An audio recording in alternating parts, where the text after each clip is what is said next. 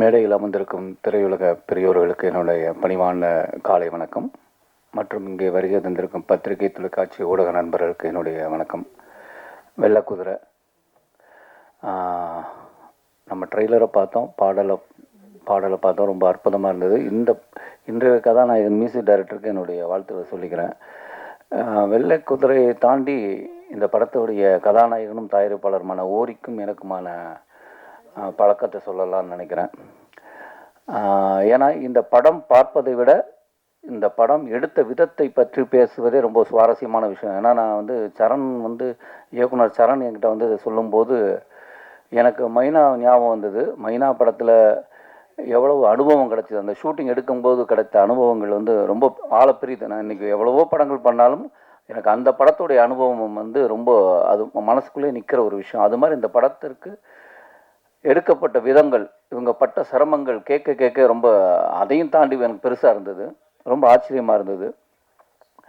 ஓரி பரட்டை என்கிற அழகு சுந்தரம் தனுஷ் சார் படத்தில் நான் நடிச்சிருந்தேன். அதில் அவனும் என் கூட நடித்தான்.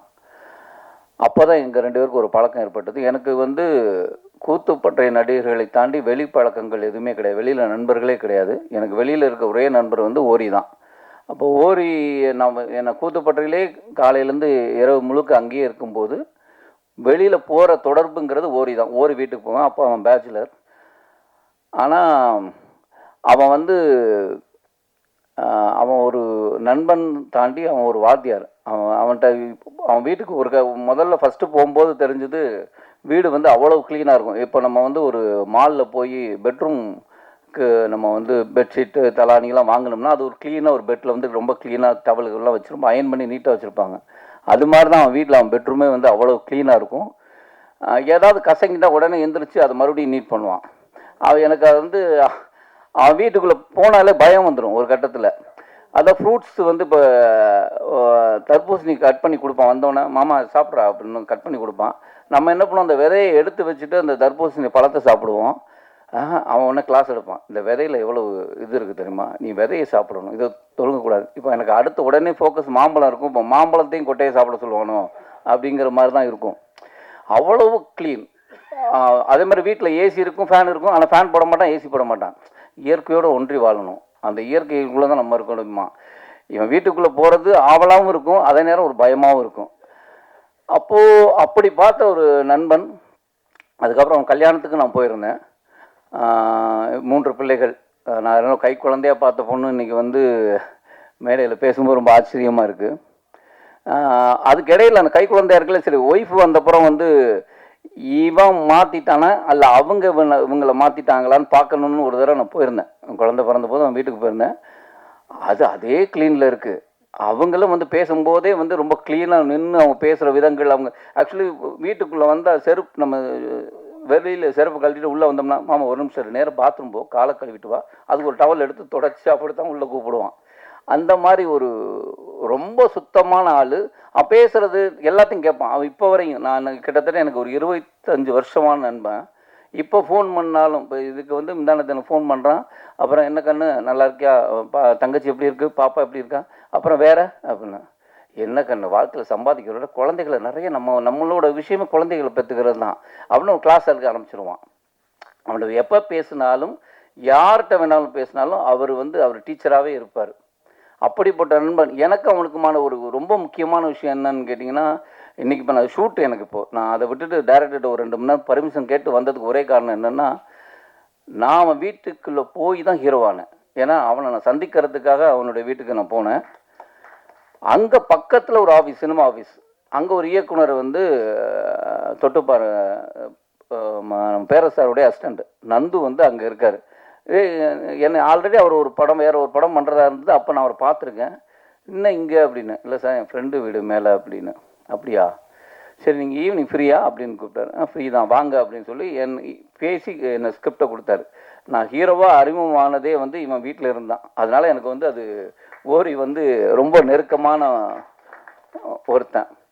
அதனால எனக்கு அவனுடைய நல்ல விஷயங்கள்லாம் என்னுடைய பங்களிப்பு இருக்கணும், என்னுடைய ப்ரெசன்ஸ் இருக்கணுங்கிறது தான். அதனால தான் அவனுடைய திருமணத்துக்கு நான் ஷூட் பண்ணும்போதும் அங்கே போனேன். இதுக்கு நான் எப்படியாவது வந்துடுறேன். ஆனால் இன்றைக்கி தான் ஃபஸ்ட்டு ஷூட்டிங் ஸ்டார்ட் பண்ணுறோம்.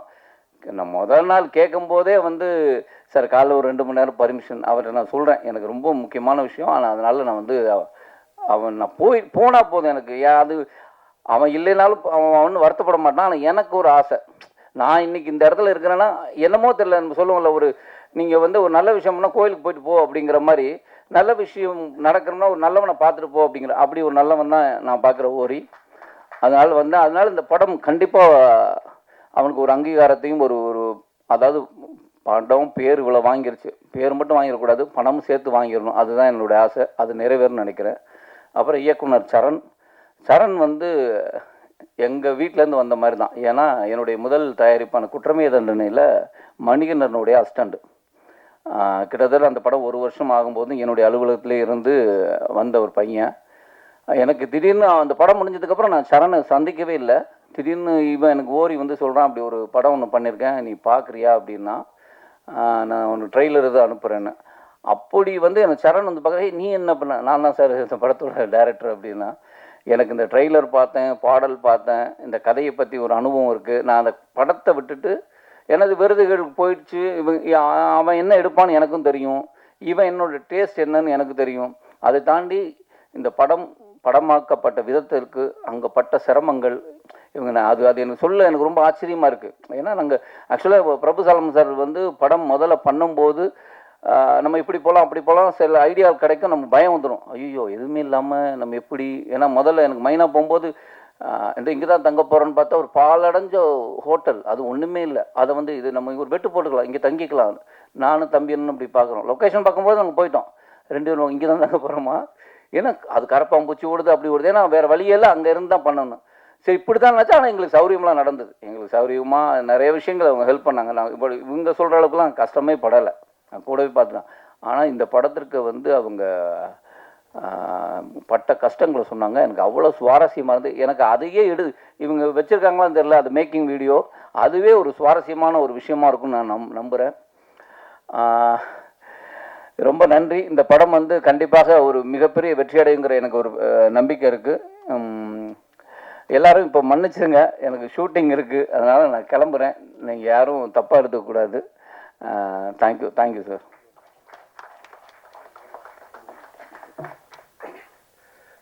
நானும் நண்பரும் ஒரு முறை KK நகர் போயிருந்தோம். சீனு ராமசாமி என்னுடைய அலுவலகம் மேலே முதல் மாடி இருக்கும். நான் கூத்துப்பட்டியில் 2 பேர் இருக்கோம், இருந்து வரசனம்னு சொல்லி போயிருந்தோம். மேலே போனோம், சீனு ராமசாமி உள்ள கூத்துப்பட்டை நடின்னு சொல்லி கூப்பிட்டு பேச வச்சாங்க.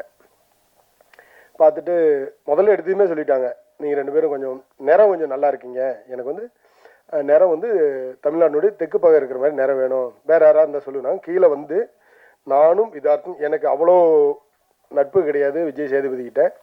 விதார்த்து மாமா இப்படி இங்கே ஆஃபீஸ் இருக்குது, நீ வந்து பாருன்னு சொன்னாங்க. அதுக்கு மேலே பார்த்துருக்கலாம், அந்த படம் பண்ணியிருக்கலாம். தென்மேற்கு பருவ காட்டுன்னு நினைக்கிறேன், அவர் முதல் படம். இது ஒரு சம்பவம் நடந்தது உங்களுக்காக. நன்றி. அனைவருக்கும் இனிய காலை வணக்கம். மதிப்புக்குரிய பாக்யராஜ் சார் அவர்களுக்கு என்னுடைய வணக்கம். நான் அதிகமான சிறிய திரைப்படங்களுக்கு ஆதரவு தர்றதில் பாக்யராஜ் சாருக்கு இணையாக யாருமே இல்லை. இன்றைக்கி அவ்வளோ தூரம் எல்லாரையும் ஆதரித்து அவ்வளோ சிரமம் எடுத்து வர்றதுக்கு அவங்களுக்கு நன்றி சார்.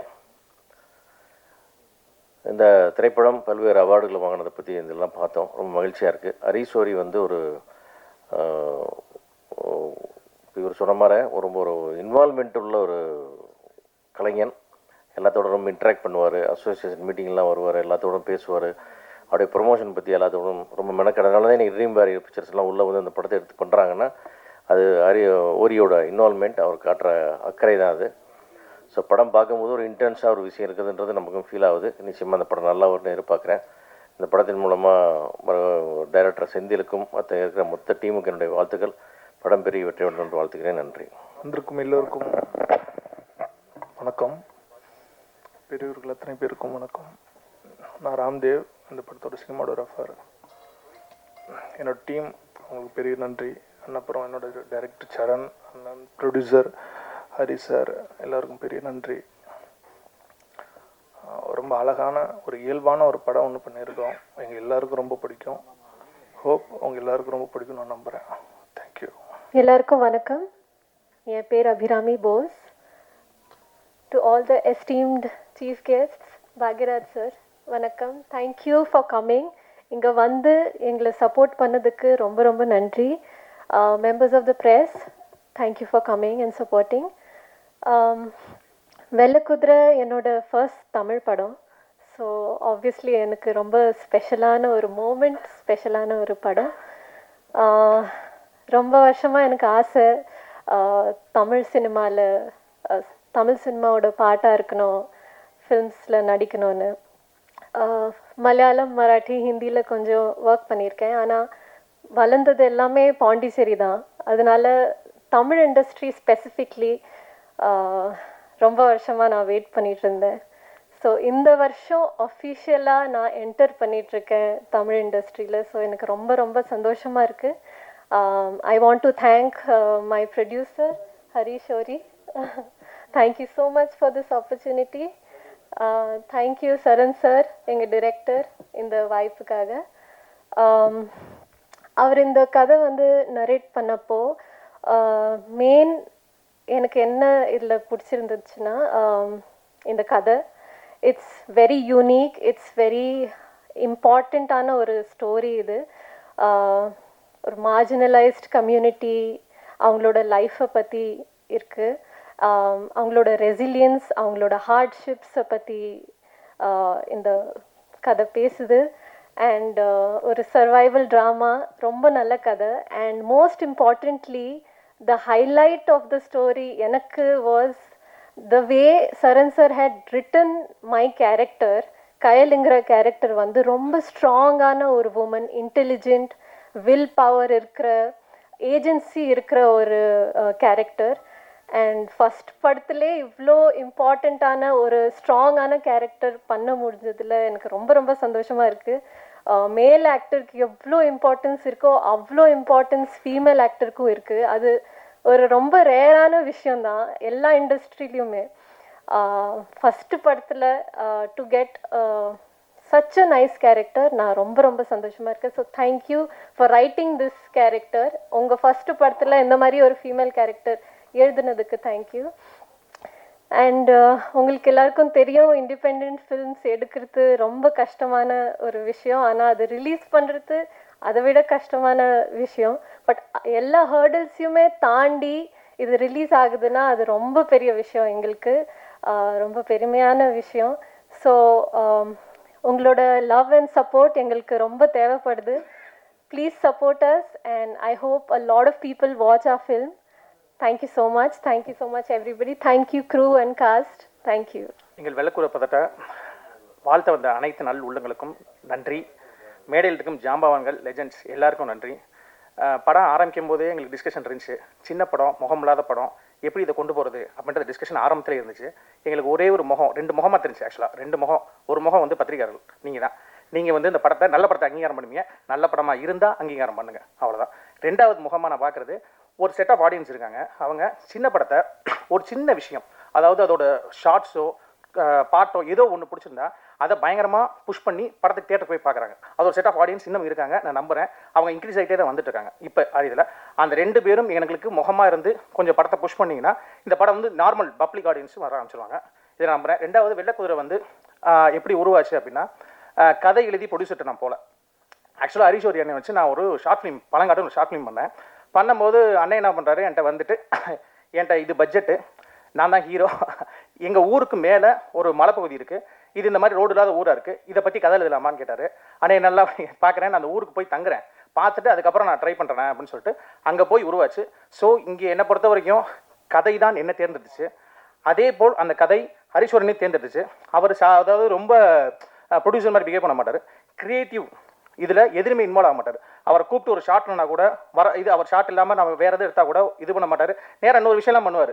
இங்கே ஷூட்டிங் போயிட்டு இருக்கும், திடீர்னு பார்த்தா மரத்து மேலே ஏறி அது என்ன பண்ணோன்னே பழத்தை பிடிங்கி கொடுப்பீங்க, பலாப்பழத்தெல்லாம் பிடிங்கிடுவார், பிடிங்கி அவரே கட் பண்ணி எல்லாரும் கொடுப்பார். இது மாதிரி அந்த மாதிரி நிறைய, அதாவது அவர் என்ன ப்ரொடியூசர் மாதிரி இது பண்ணவே மாட்டார், ரொம்ப சிம்பிளாக இருப்பார், க்ரியேட்டிவ்க்குள்ளே வரல, உள்ளேயே வரல அவர். அதுதான் அவரோட பயங்கர இதாக இருக்குது. 2வது அபி வந்து உள்ளே வரும்போது நாங்கள் ஹீரோயின் தேட்டே இருந்தோம், எங்களுக்கு ஏற்ற மாதிரி அவங்க தான் இருந்தாங்க. 2வது ஆடிஷன் பண்ணி அனுப்பிச்சிட்டு என்ன ட்ரஸ்ட்டில் இங்கே வந்தாங்கன்னு எனக்கு உண்மையிலே தெரியல. அங்கேருந்து பாம்பேலேருந்து கிளம்பி வந்துட்டு நேராக மலைக்கே வந்துட்டாங்க, இங்கெல்லாம் வரல, மலையில் ஏறி வந்துட்டாங்க. அப்புறம் எடுக்கும்போது தான் அவங்க எப்படி ட்ரஸ்ட் இருந்துச்சுன்னு தெரியல, இதுன்னு என்னக்கு என்னால் முடிஞ்சோம் 100% கொடுத்துட்டோம். ஒவ்வொரு டீம் மெம்பர்ஸும் இதில் ரெஜின் சார் இருந்தார். ரெஜின் சார் வந்து என்ன பண்ணாருன்னா ஃபுல் கேஸ்டிங் அப்படி மேற்கொண்டு அவர் தான் கூட்டு வந்தார். அப்படி எல்லாரும் எப்படின்னா கூத்துப்பட்டில் இருக்க முக்கியமான ஆட்கள், அதாவது கூத்துப்பட்டில் இருக்கிறது மட்டும் இல்லை, எல்லா தியேட்டர்ஸ் இருக்கவங்கள அங்கங்கன்னு நல்லா நடிக்க தரவங்க எல்லாத்தையும் உள்ளே கூப்பிட்டு இதை பர்பஸாக அப்படி பண்ணோம், ஆர்டிஸ்டே போவேணா அப்படின்ற மாதிரி ஒரு ஐடியாலஜி உள்ள வந்து இதில் எனக்கு என்னென்னா ஒரு 2-3 விஷயம் மட்டும் சொல்லிடுறேன். இதே மாதிரி உள்ளே வந்தவங்க தான் ஜெயலட்சுமி பாட்டி, சின்னாய் பாட்டின்னு பண்ணியிருப்பாங்க படத்தில். அப்போ இல்லை, அவங்க இறந்துட்டாங்க ஆக்சுவலாக. என்ன ஆச்சுன்னா பாட்டியை வந்து கட்டி தான் தூக்கிட்டு வந்தோம் மேலே. அவங்க கட்டி தூக்கிட்டு வந்தப்புறம் இறங்கினாங்க. இறங்கிட்டு வந்துட்டு நான் ஷூட்டில் இருந்தேன். வந்து பார்த்தாங்க சரண் அப்படின்னு சொல்லி கூப்பிட்டு ஜெயலட்சுமி பாட்டி சொன்னாங்க. ரொம்ப சிரிச்சுட்டே அழகாக சொன்னாங்க, சரண் எனக்கு 64 வயசாச்சு, இன்ன வரைக்கும் கிடைக்காத ஒரு எக்ஸ்பீரியன்ஸ் கொடுத்துருக்கீங்க, 2 எக்ஸ்பீரியன்ஸ் சொல்ல போனா அப்படின்னாங்க. என்ன பாட்டி கொடுத்தோம் அப்படின்னா, இறந்துட்டா எப்படி தூக்கிட்டு போகணும்னு தெரியாது சரண், அவ்வளோ நேரம் தூக்கிட்டு போனாங்க அப்படின்னு சொன்னாங்க. உண்மையிலே பாட்டி வந்து இந்த படமும் அதை தான் சொல்ல ட்ரை பண்ணுறேன் நான். வெள்ளைக்குதிரை படம் முன்னோர்களை பற்றின கதை இங்கே இருக்காங்க, ப்ளஸ் பண்ணுறாங்க, நான் நம்புகிறேன் ஜெயலட்சுமி பாட்டி. அவங்களுக்கு இந்த படத்தை நான் முழுசாக சமர்ப்பிக்கிறேன். அவ்வளோதான். இன்னும் ஒரு விஷயம் மட்டும், இது வந்து தெரியல, நான் நாட் டெல்லிங் இஸ் ஃபார் பப்ளிசிட்டிக்காக நான் சொல்ல. இந்த படம் கதை ஆரம்பிக்கும் போது எங்கே இருந்தேன்னா ஒரு மலையில் உட்காந்து எழுதிட்டு இருந்தேன். ஊர்க்காரங்களும் நிறைய பேர் வந்துட்டே இருப்பாங்க. அதில் சுப்பிரமணிய அண்ணன் ஒருத்தர் வருவார். வந்து அங்கே உட்காந்துருப்பாரு, கேட்டுகிட்டே இருப்பார், இப்படி போகுது கதையை நான் சும்மா இது பண்ணிட்டே இருப்பேன். அவர் எல்லாத்தையும் சுற்றிட்டு கடைசியில் இந்த ஊருக்கு ரோடு வந்துச்சா இல்லையா அப்படின்னு ஒரே வார்த்தையில் நிப்பாட்டுவார். ஆனால் வர மாதிரி தானே எழுத போகிறேன் அப்படின்னும் போது அவர் என்ன சொன்னார்னா, அவங்க என்ன நிறைவேற்றோம்னாரு. இப்போ என்னடா அந்த ஊருக்கு உண்மையிலே ரோடு வந்துச்சு, அந்த நம்ம எடுத்த ஊரில். I want to thank Tamil Nadu government for that. Vellakuthirai சார்பாகவும் போதமலை மக்கள் சார்பாகவும் நான் அதை தேங்க் பண்ணுறேன். எவ்வளோ சீக்கிரம் வந்துருச்சுன்னா அதுவும் சுவாரஸ்யம் தான். எங்கள் படம் வரதுக்கு முன்னாடி எங்கள் ரோடே வந்துருச்சு அந்த ஊருக்கு. இப்போ ரோடு இருக்குது, அந்த ஊரில் ரோடு இருக்குது. அவ்வளோ ஸ்பீடாக கவர்மெண்ட் வேலை பார்த்தாங்க. Thank the government for that. எனக்கு அந்த விஷயத்தில் ஒரே விஷயம் தான், சுப்பிரமணியன் சொன்னது ரொம்ப ஷார்ப்பாக எடுத்துக்கிறேன். நல்ல எண்ணங்களை உருவாக்கணும்னு சொன்னார். நம்ம கூட நல்ல எண்ணங்களை உருவாக்கும். நன்றி. ஓரி வந்து கடந்த ஒரு 2 வருஷத்துக்கு முன்னாடி என்னுடைய லைப்ரரிக்கு வந்தார். என்னுடைய லைப்ரரி உறுப்பினர். அவர் வந்து இந்த திரைப்படம் பார்க்கணும்னு சொல்லி என்னை ரொம்ப கேட்டுக்கிட்டாரு. அந்த நெடிய போராட்டம் வந்து இன்றைக்கி வந்து ஒரு முடிவு வந்திருக்கு அப்படின்றதுல எனக்கு ஒரு மிகப்பெரிய மகிழ்ச்சி. ஒரு ஓரி அப்படிங்கிறவரே வந்து யாருன்னா வரலாற்றில் ஒரு மிகப்பெரிய வள்ளல், பாரி ஓரி கடையேழு வள்ளலில் ஒருத்தர். இவரும் வந்து வித்தார்த், விஜய் சேதுபதி போன்ற நடிகர்கள் உருவாகிறதுக்கு ஏதோ ஒரு மறைமுகமாக வந்து காரணமாக இருந்திருக்காரு. அந்த வகையில் ஓரிக்கு வந்து அந்த பேருக்கு ஏற்ப இருக்கார். இந்த படம் வந்து இன்றைக்கு இந்த மாதிரி நிகழ்ச்சிகள் இல்லைன்னா இன்றைக்கி ஒரு படம் வந்து வெளியே வர்றதுக்கு வாய்ப்பே இல்லை. ஏன்னா நான் இப்போ ஒரு படம் உருவாக்குற பணிகளில் இருக்கிறதுல அது விற்பனை பண்ணுற ஒரு நெருக்கடியான சூழல் இருக்கிறதால இந்த நிகழ்ச்சி எவ்வளோ பெரிய முக்கியமான நிகழ்ச்சி என்பது எனக்கு தெரியும். ஏன்னா இதுக்கு வந்திருக்கவங்க அனைவருமே வந்து பெரும் சாதாரணமாக வர்றதில்லைங்க. இந்த நிகழ்ச்சி சாதாரணம் இல்லை, எல்லாருக்கும் தெரியும். ஆனால் வந்து ஒரு படத்தை உருவாக்குறதுலாம் அந்த காலத்தில் சாதாரண கஷ்டமாக இருக்கும். ஆனால் வெளியே கொண்டு வரது ரொம்ப ஈஸியாக இருக்கும். ஆனால் இன்றைக்கி ஒரு படம் வந்து அதை வெளியே அறிமுகப்படுத்துறதும் அது தியேட்டருக்கு கொண்டு வரதும் தான் உண்மையிலே ஒரு மிகப்பெரிய கடினமான விஷயம். அதில் முதல் படியாக எந்த விதமான பிரதிபலனும் இல்லாமல் அந்த நிகழ்ச்சிக்கு வந்து அவங்கள பற்றி பேசி அதை வெளியுலகத்துக்கு அறிமுகப்படுத்துகிறார். இவர்கள் அனைவருமே வந்து மிகுந்த பாராட்டுக்குரியவர்கள். வந்து ஒவ்வொரு படமும் கிட்டத்தட்ட வந்து 60-70 ஒரு 100 பேருடைய வாழ்க்கையை சுமந்துடுது. அப்போது ஒரு வருஷத்துக்கு கிட்டத்தட்ட வந்து இவங்க எல்லாருமே கிட்டத்தட்ட 100 படங்களுக்காவது வந்து உழைச்சிட்டு இருக்காங்க. ஒரு 100 படமும் சேர்ந்து இத்தனை பேருடைய வாழ்க்கைக்கு வெளியேற்றுறாங்க பாருங்கள். இத்தனை பேர் Bhagyaraj sir, Chellumani sir, Dhananjayan sir போன்றவங்கலாம் இல்லைன்னா வந்து இன்றைக்கி பல பேருடைய வாழ்க்கையே இல்லை அப்படின்னு சொல்லலாம். அந்த அளவுக்கு இவருடைய அதே மாதிரி இந்த படத்தை கொண்டு வர்ற ட்ரீம் வாரியர்ஸும் மிக மிக முக்கியமான பணியை செய்யுது. ஏன்னா இன்றைக்கு வியாபாரன்றது எல்லாமே பேசும்போது சொன்னார் கார்ப்பரேட் சூழல் தான் இன்றைக்கி தீர்மானிக்குதுன்றது. அதை நான் நேரடியாக அனுபவிச்சுட்டு இருக்கேன். ஒவ்வொரு படமும் வந்து வெளியில் கொண்டு வரத்துக்கு 1008 கேள்விகள், 1008 பிரச்சனைகள் வந்து வியாபாரத்தில் சந்திக்கிறது. அது உண்மை. அது யாரும் வந்து இலவசமாக யாரும் பண்ண மாட்டாங்க, எந்த ஒரு வருமானமும் இல்லாமல் பண்ண மாட்டாங்க. அப்படிப்பட்ட சூழலில் வந்து ஒரு பெரிய ஒரு நட்சத்திரங்கள் முகம் தான் எல்லாத்துக்கும் வியாபாரத்துக்கு தேவைப்படுது. இன்றைக்கு நடிகர்களுடைய ஆதிக்கம் தான் வந்து இண்டஸ்ட்ரியை தீர்மானிக்குது. அப்படிப்பட்ட சூழலில் எந்த விதமான நட்சத்திர முகமும் இல்லாமல் இந்த மாதிரி திரைப்படத்தை திரைக்கு கொண்டு வர உதவுற ட்ரீம் வாரியர்ஸ் கம்பெனிக்கும் குணகன் அவர்களுக்கும் என்னுடைய பாராட்டையும் நன்றியும் தெரிவிச்சுக்கிறேன். இந்த படம் வந்து சினிமா வந்து இன்றைக்கு பல விதத்தில் மாறிட்டு, ஏன்னா இங்கிலீஷ் டைட்டில் இந்த வெள்ளைக்குதிரைன்றது வந்து ஒயிட் ஹார்ஸ்னு வச்சுருப்பாங்க. ஏன் ஒயிட் ஹார்ஸ்னு வைக்கலன்னு நான் யோசிச்சேன். ஏன்னா எல்லா சாதாரண படங்களோட ஆங்கில தலைப்பில் தான் வருது. இன்றைக்கி தமிழ் இந்த வருஷம் வெளியே வந்தால் கிட்டத்தட்ட வந்து 100க்கு வந்து 50-60 படங்கள் வந்து எல்லாமே ஆங்கில தலைப்புகள் தான். இதுக்கு முன்னாடி எப்போவுமே இல்லை. அதற்கு காரணங்கள் இருக்குது அப்படின்றதாலும் இது ஒரு விதத்தில் வேதனையான விஷயம். ஏன்னா வருங்காலத்தில் ஏன் இந்த சினிமாவில் பர்கர் சாப்பிடல, ஏன் இதில் வந்து இது இல்லைன்னு கேட்கக்கூடிய கேள்விகள்லாம் வரக்கூடிய வாய்ப்புகள் இருக்குது. நம்முடைய அடையாளங்கள் நம்முடைய எல்லாமே ஒரு விதத்தில் சுரண்டப்படுது, தொலைஞ்சிக்கிட்டு வருது அப்படிங்கிறது மிக மிக வேதனையான விஷயம். அந்த விதத்தில் நல்ல தமிழ் தலைப்போட தமிழ் பண்பாட்டு கூறுகள் இந்த படத்தில் இருக்குது. ஒரு செருப்பு தூக்கி போடுறாங்க, அது வந்து மரத்தில் இருக்குது. ஒரு அம்மா வந்து வேதையிட்டு பேசுகிறாங்க, அதுக்கு அர்த்தம் யாருன்னா தெரியுமா? யாருக்கும் தெரியாது. ஆனால் அது ஒரு வாழ்க்கையை அடிப்படையாக கொண்டு, ஒரு மனித வாழ்க்கையை அடிப்படையாக கொண்டு எடுக்கப்படுது. அப்படி உண்மையாக சின்சியராக எடுத்திருக்காங்க ஒரு படத்தை. ஏன்னா இந்த மாதிரியான காட்சிகள் தான் வந்து சினிமாவுக்கு தேவை. நல்ல கலை எங்கே இருக்குதோ அந்த சமூகம் தான் நல்ல ஒரு கலைங்கிறது நம்ம வாழ்க்கையை பிரதிபலிக்கிறதா இருக்கும். நம்முடைய மாண்புகளை மரபுகளை மீட்டுக் கொடுக்கறதா தான் இருக்கும். அப்படிப்பட்ட விஷயங்கள் தான் நம்ம கடந்த காலத்தில் பாக்கியராஜ் சார், பாரதிராஜா சார் படங்கள்லாம் இது மாதிரி வந்து நிறைய இருந்ததோட இன்னைக்கு நம்ம பெருமையாக பேசிட்டு இருக்கோம். இவங்க 2 பேருங்கெல்லாம் இல்லைன்னு வச்சுக்கலாம், நம்ம எந்த சினிமாவை பற்றி பேசுவோம்? இவங்கெல்லாம் இல்லைன்னா சினிமா நம்ம சினிமாவுக்கு பெருமையே இல்லை. அப்போ இவர்கள் எந்த மாதிரியான படங்கள் எடுத்திருக்காங்க, இவங்க எந்த மாதிரி அடிப்படுது, அந்த மாதிரி படங்கள் இந்த காலத்தில் இல்லை. இன்றைய வரக்கூடிய படங்கள் எந்த படத்தை பற்றி பேச சொல்லுங்க? அது பேசுறதுக்கு ஏதாவது ஒரு படமாவது இருக்கா? அப்போ இந்த மாதிரியான வாழ்க்கை அடிப்படையாக கொண்ட கலாச்சாரத்தை அடிப்படை யதார்த்தமான படங்களை கொண்டு போகிற பொறுப்பு வந்து முழுக்க ஊடகங்களுக்கு தான் இருக்குது. நீங்களுடைய பணி தான் வந்து கண்டிப்பாக வந்து நீங்கள் எல்லாரும் இதை வந்து அவசியம் வந்து சுணங்காமல் இதை பதிவேற்றுறதோ இல்லை எழுதுறதோ ஏதாவது ஒரு விதத்தில் வந்து செய்யும்போது தான் இந்த திரைப்படம் வந்து மக்கள்கிட்ட போய் கொண்டு சேரும். மக்கள் வந்து பார்க்குற தயாராக இருக்குங்க. மக்கள் நல்ல படங்களை பார்ப்பதற்கு கண்கள் இதயம் எல்லாத்தையும் திறந்து வச்சு காத்துட்ருக்குங்க. ஆனால் இங்கே கொடுக்குற இடத்துல தான் இருக்கக்கூடிய நிறைய சிக்கல் இருக்குது. அப்போது நீங்கள் தான் அதை வந்து நிறைய இன்னும் கொஞ்சம் கூடுதலாக 1 நிமிஷம் 2 நிமிஷம் அதிகமாக மெனக்கிட்டு நீங்கள் வந்து இதை செய்யும்போது தான் இந்த படங்கள் வந்து இன்னும் மக்கள்கிட்ட கொண்டு போய் சேரும். நன்றி, வணக்கம். வெள்ளக்குதிரை திரைப்படத்தினுடைய இசை வெளியீட்டு விழாவுக்கு வந்திருக்கோம். மரியாதைக்குரிய பத்திரிகையாளர் நண்பர்கள் மற்றும் அனைத்து டிவி நண்பர்கள் மற்றும் முன்னால் உட்காந்துருக்க சிறப்பு அழைப்பாளர்கள் எல்லாத்துக்கும் என்னுடைய பணிவான வணக்கம் தெரிவிச்சுக்கிறேன். அதே மாதிரி மேடையில் கூடிய என்னுடைய மரியாதைக்குரிய சகபாடிகள் எல்லாத்துக்கும் அவங்களுக்கு என்னுடைய வணக்கத்தை தெரிவிச்சுக்கிறேன். இந்த 1970லேருந்து 77க்குள்ளே எத்தனை சினிமா கம்பெனி இருக்குமோ அத்தனை சினிமா கம்பெனியும் ஏறி இறங்கி என்எஃப்டிசி மாதிரி அந்த மாதிரி இடங்களுக்கெல்லாம் ஏறி இறங்கி எவ்வளவு கஷ்டப்பட முடியுமோ அவ்வளோவெல்லாம் கஷ்டப்பட்டு தான் அப்புறம் 16 வயதில் சான்ஸ் கிடச்சி படம் எடுத்தார் டைரக்டர். அதே மாதிரி வந்து இந்த கிழக்கு போகும் ரயில் 2வது படம், அதுக்கு மெட்ராஸில் இருக்கிற எத்தனை ஹோட்டல் இருக்குமோ எல்லா ஹோட்டலையும் ரூம் போட்டு எல்லா பக்கம் டிஸ்கஷன்னு சொல்லி போய் ஒவ்வொரு 10 நாள் உட்காந்து சரியாக வரல மறுபடியும் ரூம் மாற்றுவோம் அப்படின்னு சொல்லி அதுக்கப்புறம் எங்கள் டைரக்டர் சுத்தமாக மனசு விட்டார். வேண்டாம் வேறு கதை பண்ணிக்குவோம் அப்படின்னு சொல்லிட்டு நான் வந்து இல்லை இது நீங்கள் ஏன் லைக் பண்ணிட்டு வந்தீங்களோ அதெல்லாம் ஜீவனான சீன்கள். ஏன்னா அவன் ட்ரெயினில் வந்து எழுதி விடுறது, இவன் இங்கிருந்து ட்ரெயினில் எழுதி விடுறது, அதே மாதிரி அவன் கேரக்டர் வந்து பாட்டு கட்டுற ஆள், அவன் வந்து அந்த பாஞ்சாலி, இந்த கேரக்டர்கள்லாம் வந்து அவ்வளோ உங்களுக்கு பிடிச்சிருந்தா அந்த கதையை நீங்கள் செலக்ட் பண்ணீங்க. அதனால் இதை விட்டுற வேண்டாம், எப்படியாவது போராடி செகண்ட் ஹாஃப் அது சரியாக வந்துடும் அப்படின்னு ரொம்ப நம்பிக்கையோடு போராடி அப்புறம் கடைசியில் செகண்ட் ஹாஃப் கரெக்டாக வந்து அந்த படம் எல்லாருமே புதுசு. ஆனால் அந்த படம் வந்து சில்வர் ஜூப்ளியெல்லாம் தாண்டி பல ஊர்களுக்கு வந்து போயிருந்தோம்.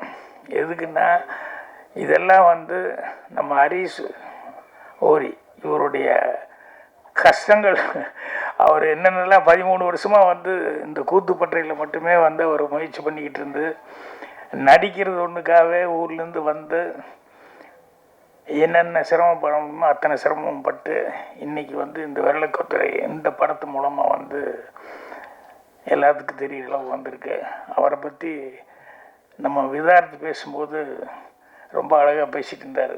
அதில் அட்ரஸும் கொடுத்துட்டு போயிருக்கல, அவருடைய வீட்டு அட்ரஸ் கொடுத்துட்டு புதுசாக அசிஸ்டன்ட் டைரக்டர் வர்றவங்கெல்லாம் இந்த சான்ஸ் தேடி வர்றவங்க மெல்ல அவருடைய வீட்டுக்கு போய் ஒரு ப்ரெசன்ஸ் போட்டு ஒரு குட் மார்னிங் சொல்லிட்டு போவாங்க, சீக்கிரமே சான்ஸ் கிடைக்கும். ஏன்னா சில பேருக்கு அந்த ராசி உண்டு அந்த மாதிரி.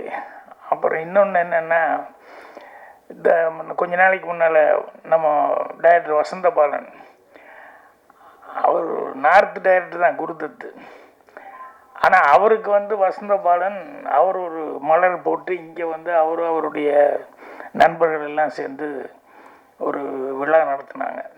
ஏன்னா அவ்வளோ நல்ல டைரக்டர் அப்படின்னு சொல்லி இது அதில் போய் நான் கலந்துக்கும் போது தான் எனக்கு அந்த குருதத்து அவருடைய ஹிஸ்ட்ரி, அதுக்கப்புறம் வந்து சத்யஜித் ரே, மிருண்டால் சென், இந்த மாதிரி டைரக்டர்ஸ் எல்லாருமே அவங்களுடைய படங்களை பற்றி அதெல்லாம் சொல்லும்போது தான் அடா இதெல்லாம் நம்ம மிஸ் பண்ணிட்டோமே, இனிமேலாவது பார்க்கணும் அப்படின்னு சொல்லிவிட்டு. ஆனால் கேள்விப்பட்டுகிட்டே இருந்த மொழியே அவங்க கதைகளை பற்றி சொல்லுவாங்களே ஒழிய அதிகமாக வந்து உள்ளே போய் ரொம்ப அவங்கெல்லாம் இன்வால்வ் ஆகி பேசுகிற அளவுக்கு நம்ம பார்க்கலையே அப்படின்னு சொல்லிட்டு அது மேலே ஒரு சின்ன பிடித்தமே வந்தது. அது மாதிரி வந்து இந்த 13 வருஷம் இந்த கூத்துப்பற்றையில் போய் இத்தனை வருஷம் கஷ்டப்பட்டுருக்காங்க போது அட அதையும் கொஞ்சம் நம்ம பார்க்கணும், அந்த கூத்துப்பற்றை என்ன அப்படிங்கிறது அப்படின்னு. அவர் எவ்வளோ தூரம் கஷ்டப்பட்டுருக்காருன்னு கூத்துப்பற்றையில் நானும் செல்வமணி சிரிச்சுக்கிட்டு அவர் வந்து இங்கே சாஷ்டாங்கமாக விழுந்தார். ஓ இப்படியெல்லாம் ட்ரைனிங் கொடுக்குறாங்களா அப்படின்னு சொல்லி. நன்றி உங்களுக்கு. அது சரி, இருந்தாலும் இந்த அளவுக்கு சாஷ்டாங்கமா அப்படிங்கிறது எனக்கு தெரிஞ்ச பெரிய நன்றிங்கிறது வந்து நம்ம ஏவிஎம் சரவணன் சார் தான் நல்லா அப்படி, அதுதான் எல்லாருக்கும் ஃபேமஸ். அதுக்கு அடுத்தபடியாக உங்களுக்கு தான் இவ்வளோ பெரிய இது. அதனால் அவர் விதார்த் சொல்லிட்டு போனதுலேயே நிறைய விஷயங்கள் அவர் சொன்னார். உங்களுடைய கேரக்டர் என்ன, உங்களுக்கு நீட்டாக இருக்கிறது பிடிக்கும் அப்படி இப்படிங்கிற மாதிரி. அதெல்லாம் வந்து பெரிய ப்ளஸ் பாயிண்ட்டு. உங்களுக்கு வந்து அது வந்து எல்லா விதத்துலையும் இனிமேல் வந்து ஹெல்ப்பாக இருக்க போகுது. அதுக்கு என்னுடைய வாழ்த்துக்களை வந்து தெரிவிச்சுக்கிறேன். ஏன்னா அந்த இடத்துக்கு போகிறதுக்கு வந்து ரூட்டே இல்லை இவங்க போன காலத்தில். ஆனால் அந்த 13 கிலோமீட்டர் வந்து கிட்டத்தட்ட ஒரு 5-6 தடவை ஏறி இறங்கியிருக்காங்க. கேமராமேன்லேருந்து எல்லாருமே, டைரக்டர்லேருந்து எல்லாருமே ஏறி இறங்கியிருக்காங்க. ஸோ அந்தளவுக்கு சிரத்தை எடுத்துகிட்டு, ஏன்னா இந்த திங்ஸ் எல்லாம் எடுத்துகிட்டு போகிறது, ட்ராலி ட்ராக்கு இதெல்லாம் வேணும் அப்படின்னா தூக்கிட்டு போகிறதுங்கிறது வந்து ஆளுகளை வச்சு அதை வச்சு இதை வச்சுன்னு எடுத்துகிட்டு போகிறதுங்கிறது ஒரு சலிப்பான விஷயமாகி போகும். ஆனால் வந்து கண்டிப்பாக அங்கே தான் எடுக்கணும் அப்படின்னு சொல்லி அந்த லொக்கேஷன் வந்து வேணும், அது நேச்சுரலாக நல்லா இருக்கும் அப்படின்னு சொல்லிட்டு அவ்வளோ தூரம் முயற்சி பண்ணி பண்ணது அப்படிங்கிறது பெரிய விஷயம். அது அவ்வளோ தடவை வந்து போய் அப்புறம் 48 நாளைக்கு மேலே கஷ்டப்பட்டு அந்த படத்தை வந்து எடுத்திருக்காங்க. அது அந்த ஊரில் இருக்கிறவங்களையும் நிறைய பேர் அவங்கள மட்டுமே வச்சுக்கிட்டு, நம்ம ஊரில் ஒன்று பாருங்கள், எப்பவுமே சாமி நம்மளை காப்பாற்றுன்னு நினச்சிட்டு சொல்லிகிட்டு இருப்போம். ஆனால் உண்மையில் நம்ம தான் சாமியை காப்பாற்றிட்டு இருக்கோம். இருக்கிறதே அங்கே 30-40 வீடு தான் அப்படின்னாங்க. ஆனால் அவ்வளவு கஷ்டமான ஒரு இடத்துல வந்து ஒரு கோயில் ஒன்று எவ்வளோ பிரமாதமாக கட்டியிருக்காங்க பாருங்கள், ஹில்லு மேலே எப்படி செலவு பண்ணி கட்டியிருக்காங்க பாருங்க. அதனால் நம்ம தான் சாமியை காப்பாற்றிட்டு இருக்கோம். உங்களையும் சாமி கண்டிப்பாக காப்பாற்றுவார் இந்த படத்துலேருந்து. அதே மாதிரி டைரக்டர், எங்கள் டைரக்டரோட நாங்கள் வந்து டெல்லிக்கு போனப்போ ஃபெஸ்டிவலில் அந்த நானும் ஜூரியாக இருந்தேன், எங்கள் டைரக்டர் தான் ஹெட்டாக இருந்து படங்கள் எல்லாம் பார்த்து செலக்ட் பண்ணோம். அப்போ எதோ படங்கள்லாம் வந்துட்டுருக்கு, கரெக்டான தமிழ் படம் வந்து வரல. எங்களுக்கு ஒரே அப்செட்டு. டெய்லி போய் பார்க்குறோம், அதை பற்றி அந்த ஊருக்காரங்க அவங்கெல்லாம் பேசுகிறாங்க, பிடிக்கிறாங்க, நாங்கள் பேய் மொழி மொழிச்சிட்டு உட்காந்துருக்கோம். கடைசி லாஸ்ட் டைமில் வந்து காக்கா முட்டை அப்படின்னு ஒரு படம் போட்டோம். அப்பா எங்களுக்கெல்லாம் அவ்வளோ ஒரு நிம்மதி. என்னென்னா நாங்கள் பார்த்த படத்தை எல்லாம் சிறப்பான படங்கள் வந்தது, ஆனால் அதையெல்லாம் தாண்டுற அளவுக்கு ரொம்ப நம்பிக்கை கொடுத்த படம் வந்து இந்த காக்கா முட்டை. அதை பார்த்து இனிமேல் எங்கள் எல்லாருமே நாங்கள் பூரா அவார்டு வாங்கி தமிழ்நாடே கொண்டாடுற அளவுக்கு எங்களுக்கு அவ்வளோ பெரிய சந்தோஷமாக இருந்தது. அந்த காக்கா முட்டை படத்தினுடைய உதவி இயக்குனர் அவர். ஸோ எந்த மாதிரி ஒரு டைரக்டர் எந்த மாதிரி இடத்துக்கு வந்திருக்காரு அப்படிங்கிறது இங்கே வந்து 2 முகங்களை பற்றி அழகாக சொன்னார். ஒரு பத்திரிகையாளர் முகம்னு ஒன்று சொன்னார், இன்னொரு முகம்னு சொன்னார். அதில் அவருடைய முகம் ரொம்ப நல்லா தெரிஞ்சது. அதே மாதிரி இருக்கிற டெக்னீஷியன்ஸு, அவங்க கோல்டு மெடல் வாங்கினவர், அவர் வந்து சான்ஸ் கிடைக்குமா அப்படின்னு சொல்லிட்டு கோல்டு மெடல் படிச்சுட்டு இப்படி வந்து யோசனை பண்ணிருக்காரு. கேமராமேன் இவங்கெல்லாம் கஷ்டப்பட்டுருக்காங்க. கண்டிப்பாக அவங்களுக்கு எல்லாத்துக்குமே ஒரு நல்ல எதிர்காலம் இருக்குது. அப்புறம் இவங்களை பற்றி விசாரித்தேன். அவங்க மராட்டி அம்மா, அப்புறம் பார்த்தா ஆனால் டாக்டரு, அப்பா வந்து கர்நாடிக்கு டீச்சர் நினைக்கிறேன். அவர் வந்து மலையாளி. அப்புறம் இவங்க பிறந்து வளர்ந்ததெல்லாம் பாண்டிச்சேரி. ஆனால் பேர் அபிராமி. இவ்வளவும் எல்லாம் இருந்து கடைசியில் சுத்தமாக தமிழ் பேசுனாங்க. அதுதான் ரொம்ப ஆச்சரியமாக இருந்தது. இந்த மாதிரி இதில் அவங்க கேரக்டரை பற்றி அவங்க அழகாக சொன்னாங்க. ரொம்ப அவங்களுக்கு பிடிச்சிருந்தது அப்படின்னு சொல்லிட்டு ஸோ இந்த படத்துக்கு வந்து மெயினாக சிவா பேசும்போது சொன்னார், ஏதாவது சின்ன படங்களுக்கெல்லாம் நான் வந்து பண்ணேன், நான் வந்து இவ்வளோதான் ஃபங்க்ஷனுக்கு வர்றேன் அவ்வளோதான். ஆனால் ஆக்சுவலாக பார்த்தா செல்வமணிலேருந்து தனஞ்சனிலேருந்து சிவாலேருந்து உதயகுமார் இவங்க எல்லாமே பேரரசு எல்லாமே இதை தாண்டி அந்த சின்ன படங்களை எப்படியா கொண்டு வரணும் அப்படிங்கிற முயற்சி இருக்கு பாருங்கள். அதுதான் அவங்களுக்கு டெய்லி வேலையாகவே இருந்துகிட்ருக்கு. ஸோ ஏதாவது ஒரு படங்கள் இப்படி வந்துக்கிட்டே இருக்குது அந்த படத்தை. அதில் ஜேபி பேசும்போது சொன்னார், குகன் அவர்களுக்கு வந்து நன்றி சொல்லி சொன்னார். உண்மையிலே இவங்க தான் கை கொடுக்கும் தெய்வம். இந்த மாதிரி சின்ன படங்களுக்கெல்லாம் வந்து இது ஏன்னா அவ்வளோ சீக்கிரம் பெரிய படங்களுக்கு உடனே கிடச்சிடும். இது எப்போவுமே சொல்லிட்டு இப்போ சின்ன படங்களுக்கு தேட்டர் கிடைக்கலன்னு அப்போ கூட செல்வம் பண்ணிட்டு சொல்லிட்டு இருந்தேன். ரொம்ப காலமாக இதையே சொல்லிட்டு இருக்கோம் ஒழிய ஒரு சட்டம் வரலன்னா அப்போ அவர் செய்தி சொன்னார்.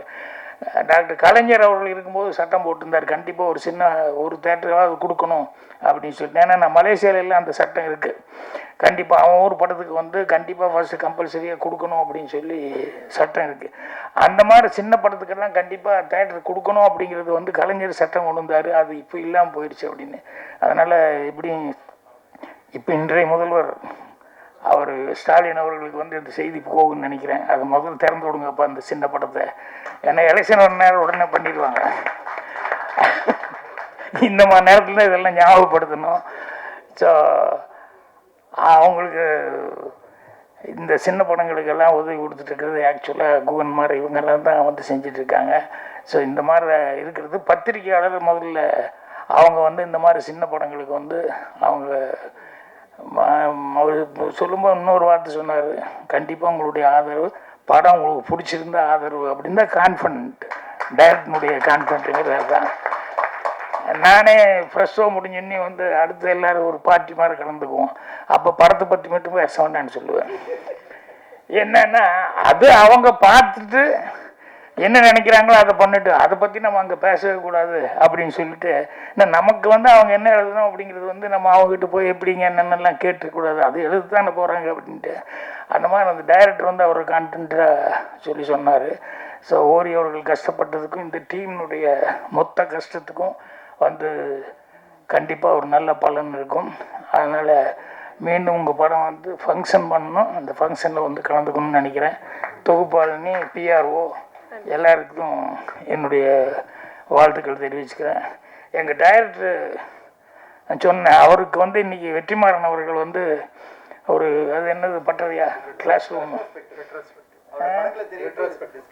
எனக்கு அவன் இங்கிலீஷ் வர மாட்டேங்குது, சாதாரண ஒர்க் ஷாப்பு அது இதுன்னு சொல்லுவாங்க இல்லையா, அந்த மாதிரி ஒரு நல்ல ஒரு விஷயத்தை வந்து பண்ணிக்கிட்டு இருக்காரு. ஏற்கனவே அவர் குருநாதர் பாலு மகேந்திர சாருக்கு பண்ணார், இப்போ ஏன் குருநாதருக்கு வந்து பண்ணிக்கிட்டு இருக்காரு. நேற்று அதை ஸ்டார்ட் பண்ணாங்க. நேற்றே நான் போக வேண்டியது இல்லை, நீங்கள் நாளைக்கு வாங்க கைதியின் தேடி படம் போகிறோம் அப்படின்னு சொன்னதுனால இப்போ அதில் போய் கலந்துக்கிறதுனால தான் நான் கொஞ்சம் நடுவுலேயே பேச வந்துட்டேன். மற்றபடி எல்லாத்துக்கும் என்னுடைய மனமார்ந்த நன்றியும் வாழ்த்துக்களையும் மீண்டும் தெரிவிச்சுக்கிறேன். நன்றி, வணக்கம். பேரரசர் இன்னும் நிறைய விஷயங்கள் அவர் பேசுவார்னு நினைக்கிறேன். அவர் தான் எப்பவுமே ரெடியாகி வந்திருப்பார். Okay, thank you. ஓகே, பத்திரிகை மற்றும் ஊடக நண்பர்களுக்கு இனிய காலை வணக்கம். ஒரு எனர்ஜி கம்மியா இருக்க மாதிரியே இருக்கு பத்திரிகை நண்பர்கள் மத்தியில். ஏதோ ஒரு சின்ன டிஸ்டர்பன்ஸ்லேயே இருக்காங்க போல இருக்கு. நிறைய ஸ்டேட்மெண்ட்ஸு பத்திரிகைகளில் நிறைய ஸ்டேட்மெண்ட்ஸாக வந்துட்டே இருக்கு. கடந்து வந்துடுவோம், எல்லாத்தையும் கடந்து வந்துடுவோம். அதனால அதே எனர்ஜியோட இந்த படத்துக்கும் உங்களோட ஆதரவு வேணும். எல்லாத்தையும் கடந்து போகிறதா வாழ்க்கை. அண்ட் ஒரு இதுவும் அனுபவமும் ஒரு மாற்றத்தை கொண்டு வரும் நான் எதிர்பார்க்குறேன். அந்த மாற்றத்துக்கு நல்ல மாற்றமாக இருக்கும். அந்த சிக்கலுக்குள்ளே போவேனா, அந்த இஷ்யூக்குள்ளே போவேனா. ஆனால் பத்திரிகை நண்பர்கள் இல்லைன்னா திரைப்படங்கள் இல்லை. ஒரு சில விஷயங்களுக்காக நம்ம வந்து ஒட்டுமொத்த பத்திரிகையாளர்கள் நம்ம குறை சொல்ல முடியாது.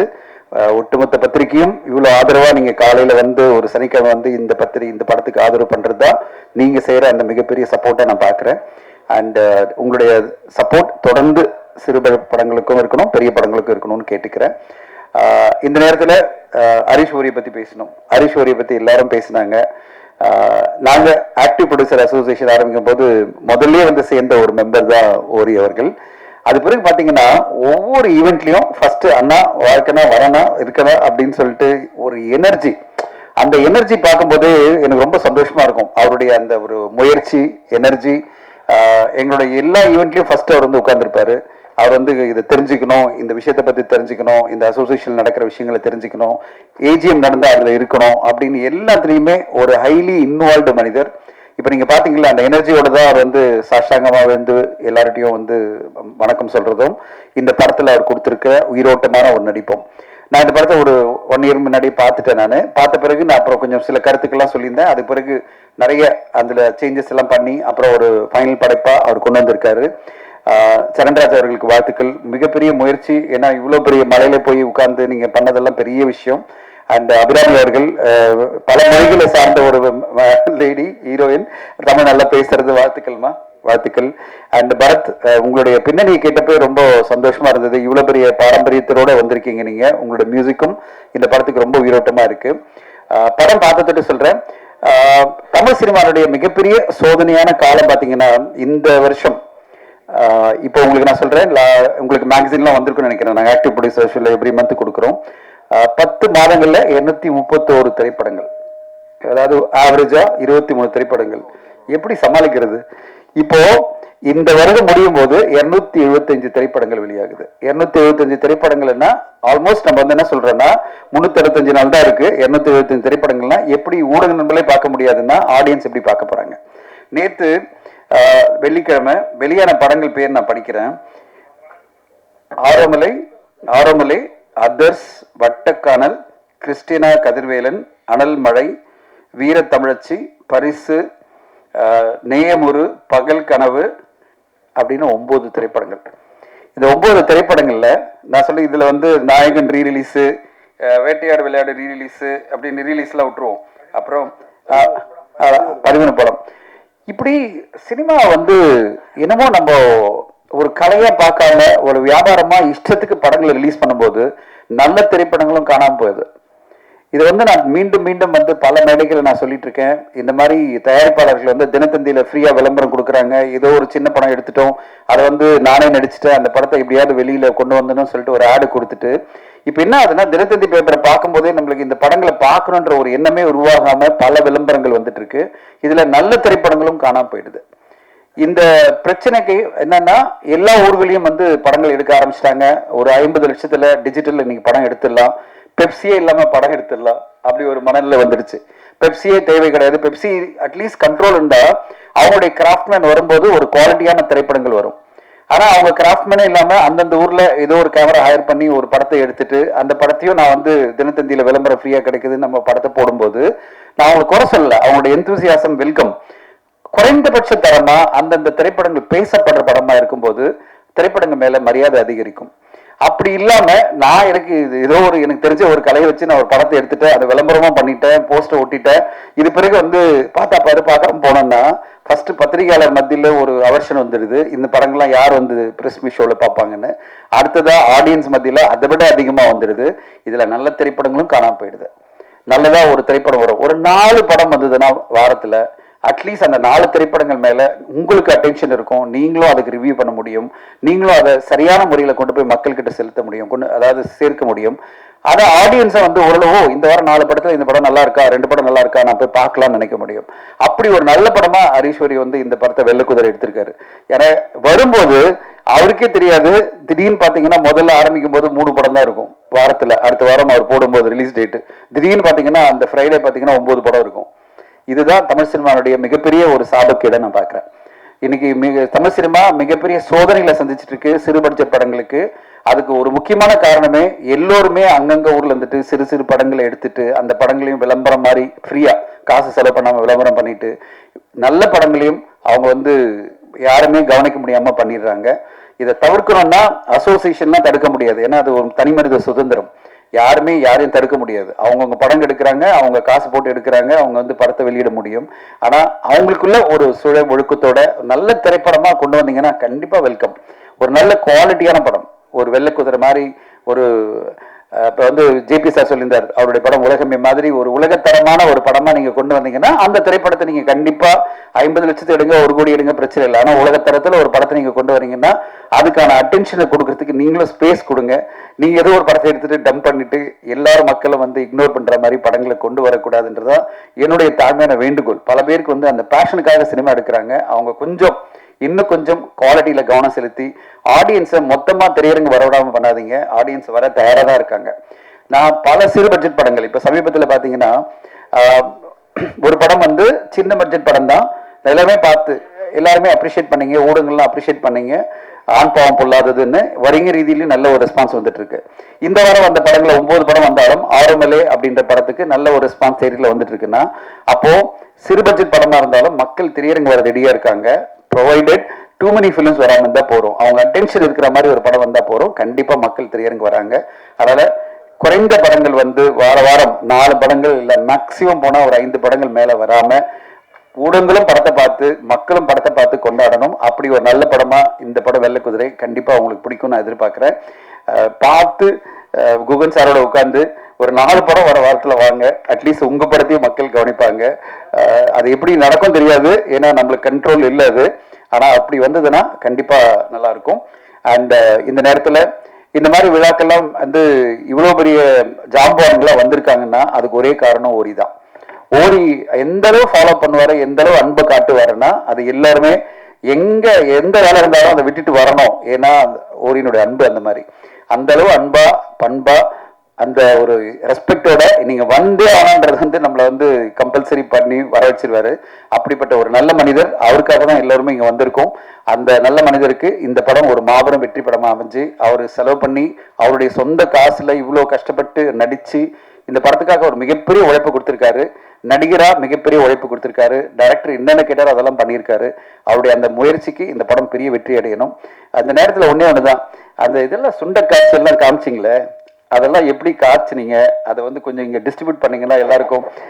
அந்த படத்துல ஒரு ஒரு ஒரு சீன் காய்ச்சிருப்பாங்கல்ல, அது என்னமோ என்னது ரசம், அதை அப்படியே டிஸ்ட்ரிபியூட் பண்ணியிருந்தீங்கன்னா நாங்களும் ஏதோ குடிச்சிட்டு அங்க இருக்கா இல்ல அது பார்க்கும்போதே அப்படியே ஏதோ டேஸ்டா இருக்கும் போல இருக்கு அப்படின்னு நினைக்கிறேன். ஸோ அதே நீங்க இந்த டைம்ல சார் நான் அந்த படத்துல காமிச்ச அந்த ரசத்தை பண்ணியிருக்கோம், இங்க சாப்பிடுங்க சொல்லியிருந்தா நாங்களும் சாப்பிட்டுருப்போம். பட் ரொம்ப அற்புதமான காட்சிகள் அந்த மாதிரி இருக்கு, உயிரோட்டமான காட்சிகள், அற்புதமான ஒரு உழைப்பு எல்லாம் சேர்ந்து தான் வெள்ளை குதிரை படம் வருது. இந்த படம் வெற்றி அடையணும்னு வாழ்த்துறேன். நன்றி, வணக்கம். அனைவருக்கும் வணக்கம். வரும்போதே ஒரு சந்தோஷமான விஷயம், நமக்கு இசை வீட்டில் வரோமா இல்லை கல்யாண வீட்டுக்கு வரோமான்னு ஒரு சின்ன டவுட் வந்துருச்சு. இங்கே வாசலில் பன்னீர் செம்பு, பழம், பூ, விபூதி, சந்தனம், குங்குமம், நெத்தியில் 3 இருக்குது எங்கள் நெத்தியில். இப்போ அதே தான் ஒரு கல்யாண வீட்டுக்கு வருமே, அவங்க அங்கே வந்து வரவேற்பில் யாருன்னா புருஷரோட மனைவி, 2 பெண் குழந்தைங்க, ஒரு ஆண் குழந்தை, ஒரு குடும்ப நிகழ்ச்சி முறையாக வரவேற்கிறது, கலாச்சாரத்தோடு வரவேற்கிறது.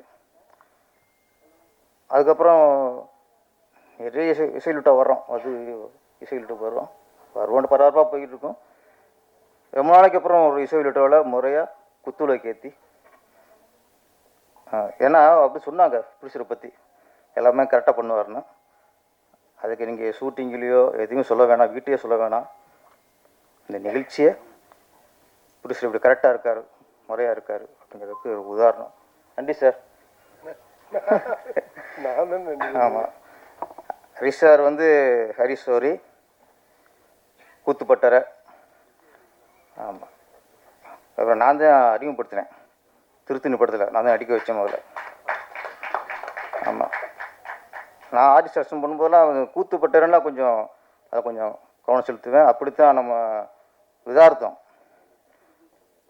வந்து ஃபஸ்ட்டு ஒரு மெயின் வில்லன் அறிமுகப்படுத்தினது திருவண்ணாமலை படத்தில். அப்புறம் அது மூலியமாக அவங்களாம் எனக்கு நண்பர் ஆனாங்க. அதுக்கப்புறம் தான் ஒரு ஹீரோ ஆனார். ஏன்னா இப்போ கூத்துப்பட்டறைங்களும் எனக்கு கொஞ்சம் பாசம் இருக்கும். ஆனால் அன்றைக்கி நான் இப்போ வியப்பாக தான் பார்க்குறேன், அன்றைக்கி நடிக்க வந்தார், இன்றைக்கி அவரே ப்ரொடியூசர், அவரே கதாநாயகன் போது அப்போ நீங்கள் கரெக்டாக வளர்றீங்க. கரெக்டாக வளர்த்துருக்கீங்க. வாழ்த்துக்கள் சார். அப்புறம் இந்த படத்துக்கு வாழ்த்தி சென்ற பாக்கியராஜ் அவருக்கு ரொம்ப நன்றி. சின்ன கொண்டூர் படத்தில் ஒரு டயலாக் வரும் விஜயகாந்தை பற்றி. இவர் இடுப்பில் துண்டை கட்டினார்னா கோயிலுக்கு போகிறான்னு அர்த்தம், துண்டை முடித்து தோளில் போட்டார்னா பஞ்சாயத்து பண்ண போகிறான்னு அர்த்தம் அப்படின்ட்டு. இங்கே இன்றைக்கி சினிமாவில் சின்ன கவுண்டர் யாருன்னா செல்லுமணி சார் தான். அவர் இங்கே துண்டை மடித்து தோளில் போட்டால் தான் பஞ்சாயத்துக்கு போகிறான்னு அர்த்தம். இவர் வீட்டுக்கு கிளம்புனாலே பஞ்சாயத்துக்கு போகிறான்னு அர்த்தம். அவ்வளோ பஞ்சாயத்து. கிளம்பும்போதே நான் போயிருக்கேன்.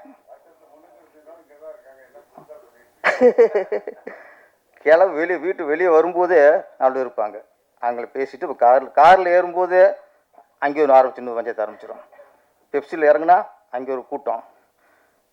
உதயகுமார் சார் நாங்களாம் போவோம், தம்பி ஓகே இன்றைக்கி சரியாக வராது, நம்ம கிளம்பிடுவோம். நாங்கள் நைஸாக பாதியில் கிளம்பிடுவோம். அப்படியே இது எப்போ முடியும் எங்களுக்கு தெரியாது. அப்புறம் நைட்டு ஃபோன் பண்ணி கேட்டுக்குவோம், என்னாச்சு அது முடிச்சிட்டிங்களா அப்படின்ட்டு. இவ்வளவு பரபரப்புக்கு மத்தியில் இந்த படத்தை வாழ்த்த வந்திருக்க செல்வமணி சாருக்கு நன்றி சார். சின்ன கவுண்டர் அவர் அவர் இங்கே இருந்துடலாம், வீட்டுக்கு போகிறதுல கிளம்ப தேவையில்லை. இங்கே ஒரு ரூமை போட்டு என்ன சார் அலைச்சல் ரொம்ப இருக்கும். அங்கேருந்து ஓயமலேருந்து வராரு, அங்கேயே 2 hours ஆயிடுது. அப்புறம் இங்கேருந்து போகிறதுக்கு 2 hours ஆயிடுது. பிரசாத் ஆமாம், அப்புறம் திருப்பி அதை கேட்டுருவீங்க நீங்கள். அதில் நீங்கள் பிரசாத் உஷாராயிட்டாங்க. யார் சினிமாக்குன்னு ரூமை கொடுக்குறதில்ல. இப்போ வாங்க போங்க அவ்வளோதான், வாடகை கொடுங்க அவ்வளோதான். ஆமாம் ஆமாம்.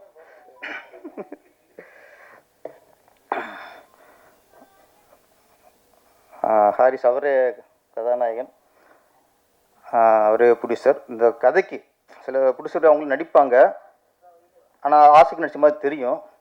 இது அப்படி இல்லை, இந்த கதைக்கு கரெக்டாக ஆப்ட் ஆகிருக்காரு. இயக்குனர் சரண்ராஜ், செந்தில்குமார் கரெக்டாக சொல்லிட்டேன்னா நம்ம இடையில பாலாலாம் போட்டு குழப்பிட்டாங்க. சிறந்த இயக்குனர்னு நீ படம் ரிலீஸ் ஆகி பார்த்து தான் சொல்லணும்ல. ஏற்கனவே நிறைய அவார்டு வாங்கியிருக்கு, நிறைய அவார்டுகள் வாங்கியிருக்கு. திருப்பி ரிலீஸ்க்கு அப்புறம் உங்களுக்கு அவார்டு கிடைக்கும் சார். இன்னொன்று அவர் இருந்த இடம், அவரோட குருநாதர். எனக்கு இப்போலாம் குருநாதன் தான் யாரும் சொல்லவே மாட்டேங்கிறாங்க. இங்கே வேலை பார்த்தேங்கிறாங்க, இங்கே ஃபேக்ட்ரி வேலை பார்த்த மாதிரி.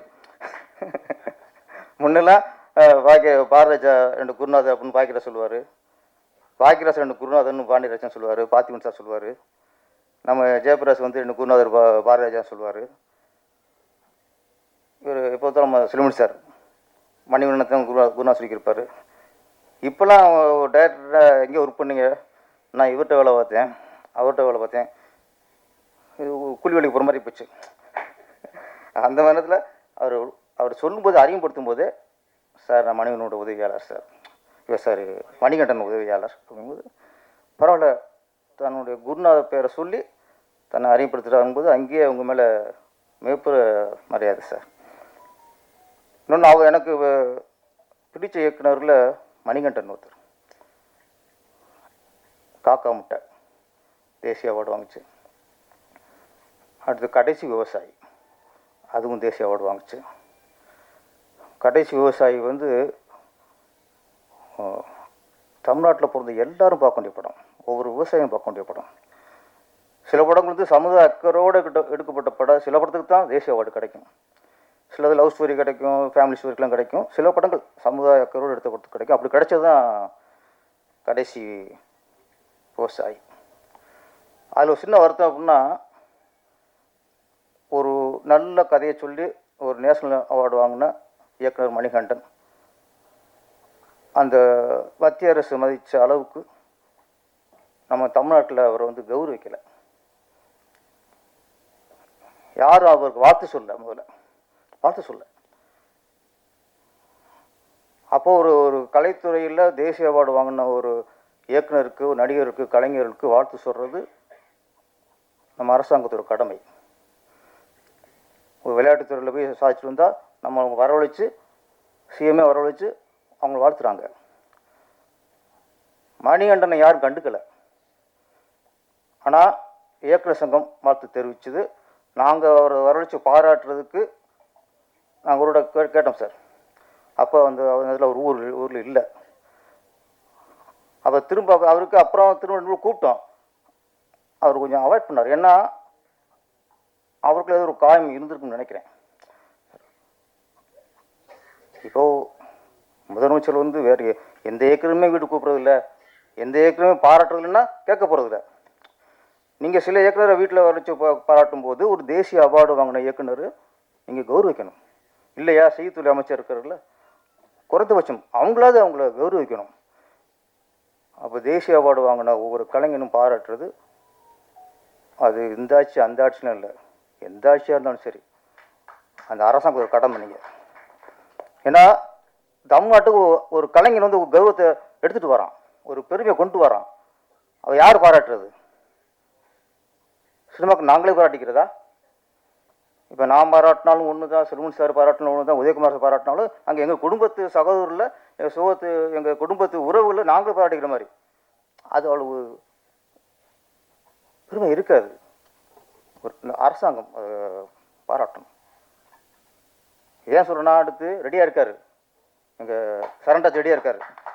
கண்டிப்பாக இந்த வெள்ளைக்குதிரைக்கு அவர் அவார்டு வாங்குவார். அப்போ சமூகங்களை அவர் அங்கீகரிக்கணும். சமூகம் ஒரு நல்ல கருத்துள்ள படம், ஒரு கலாச்சார சிறுவை வைக்கிற படம், ஒரு தவறான கருத்து சொல்கிற படம், வன்முறை சொல்கிற படம், இதுக்கெல்லாம் நம்ம கோவப்படுறோம்ல. அப்போ இதுக்கெல்லாம் நம்ம கோவப்படும் போது ஒரு நல்ல படம் வந்தால் அதை ஆதரிக்கணும் சார். அப்போ தான் இதுக்கெல்லாம் கோவப்படுறதுக்கு நமக்கு அர்த்தம் இருக்குது. இதுக்கு மட்டும் கோவப்பட்டுட்டு நல்ல கருத்துள்ள படம் வரும்போது கம்முன்னு இருந்தால் நம்மளும் தப்பு. மலைவாழ் மக்கள் பற்றி இந்த கதை ஆக்சுவலி வெள்ளைக்குதிரை டைட்டிலே ரொம்ப ஒரு கேட்சிங்கான டைட்டில். வெள்ளைக்குதிரை எங்களுக்கெல்லாம் வெள்ளைக்குதிரைன்னா எம்ஜிஆர் ஞாபகத்துக்கு வரும். பிரச்சனை எம்ஜிஆர் தான். எல்லா படத்துலையும் குதிரை வந்தோன்னா வெள்ளைக்குதிரை வருவார் அவர். ஆமாம், வெள்ளைக்குதிரை எம்ஜிஆர் தான். அங்கேயே ஃபர்ஸ்ட் ஆரம்பிச்சது. எனக்கு இந்த கதைக்கு தகுந்த மாதிரி டைட்டில் வச்சுருப்பீங்க. நான் சில படப்பிடிப்புக்காக ஒரு போயிருந்தேன். அப்போ மலையாள மக்களோட பழகுற வாய்ப்பு கிடைச்சது. அவங்க நடந்தே போகிறாங்க. அங்கங்கே வீடு, பக்கத்துலேயும் வீடு இருக்காது, அங்கங்கே இருக்கும். கஷ்டப்படுறாங்க. அவங்கள்ட்ட பேசி பார்க்கும்போது இவ்வளோலாம் கஷ்டப்படுறாங்களே. ஆனால் ஒன்று, அவங்களுக்கு கீழே வீடு கொடுத்து வாங்கினா வரமாட்டாங்க. அது வர மனநிலை இல்லை அவங்க. ஏன்னா அவங்களுக்கு அந்த இடம், அந்த சூழல், அவங்களுக்கு அந்த அந்த அந்த மக்கள் தான் இங்கேயே வாழ்றதுக்கு சந்தோஷப்படுறாங்களே தவிர கீழே வர்றதுக்கு அவங்க பயப்படுறாங்கன்னு உண்மை. பயப்படுறாங்க. ஏன்னா அங்கே நிம்மதியாக வாழ்கிறாங்க சார். அங்கே டாஸ்மாக்லாம் இல்லைங்க, அங்கே லஞ்சம் ஊழலும் இல்லை. அவங்க நிம்மதியாக வாழ்கிறாங்க. அவங்கள கூட இங்கே உள்ளே விடுச்சுங்களே, எவன் உள்ளே விட்டோன்னா அவனை அடிப்பாங்க. ஏன்டா இங்கே கொண்டு விட்டேன்ட்டு. அவளுக்கு கீழே அவ்வளோ மோசமாக இருக்குது. அதில் அவங்க தெளிவாக தான் இருக்காங்க. நீ போட்டால் ரோடு போட்டால் போடு, நான் வந்துக்கிறோம். நீ ரோடு போடலையா பரவாயில்ல, நாங்கள் இங்கேயே இருந்துக்கிறோம்.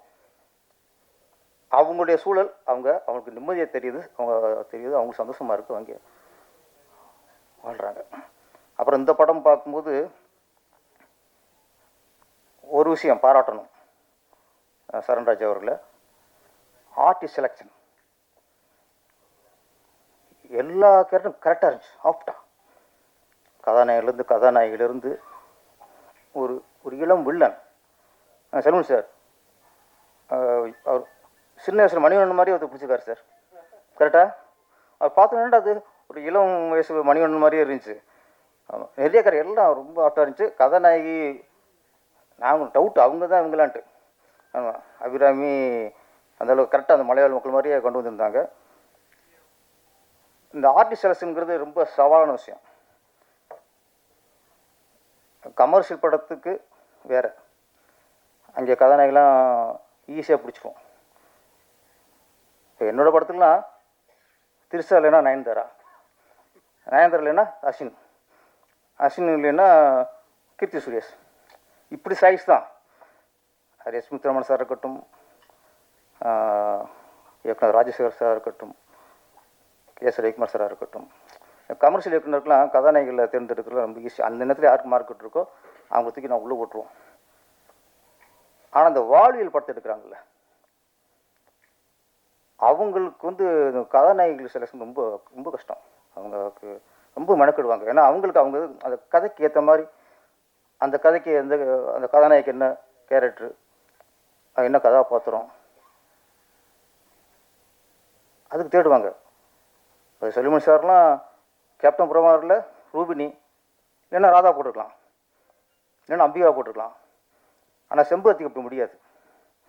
செம்பருத்திக்கு தேடிப்பார், நிறைய அடிச்சு பார்த்துருப்பார். அப்போ செம்பருத்தியில் அந்த கதாநாயகிக்கு அவருடைய கதாபாத்திரத்துக்கு அவர் மனசு நினச்சிப்பார்ல, அதுக்கு தகுந்த மாதிரி ஒரு உருவம் வேணும். அப்படி தேடும்போது அவர் ரோஜாங்கிற ஒரு கதாநாயகியை பிடிக்கிறார். கரெக்டா சார்? ஆமாம். தப்பாக சொல்லக்கூடாது, ஏற்கனவே தெரிஞ்சு பிடிச்சிருந்தாருன்னா எனக்கு நான் மட்டும் ஆயிடுவேன். கதாநாயகி தேர்ந்து பிடிச்சதுக்கு அப்புறம் பிடிச்சிருக்காரு, அது வேறு விஷயம். அது செகண்ட் பார்ட் இருக்காது. அது மாதிரி உதயகுமார் சார், ஆமாம், அவர் கமர்ஷியலாக இப்போ விஜயகாந்த் படத்துக்கு சுகன்யா அப்படி போயிருக்கலாம். பொண்ணுமணி அப்படிங்கும்போது அதுக்கு ஒரு கதாநாயகி தேவைப்படும். அப்போ யூஸ்வலாக உள்ள கதாநாயகி போட முடியாது. அப்போ புதுசாக தேடுவார். அப்போ தேடினதான் சௌந்தர்யா. என்ன சார்? நான் சபையிலே கேட்டுக்கணும், அப்புறம் பேரஸ் பொய் சொல்கிறான்னு சொல்லக்கூடாது. அது மாதிரி இப்போ பாரதிராஜா சார் படம் மண்வாசனை. மண்வாசனைலாம் ரேவதியை தவிர வேறு யாரும் நினச்சி பார்க்க முடியாது.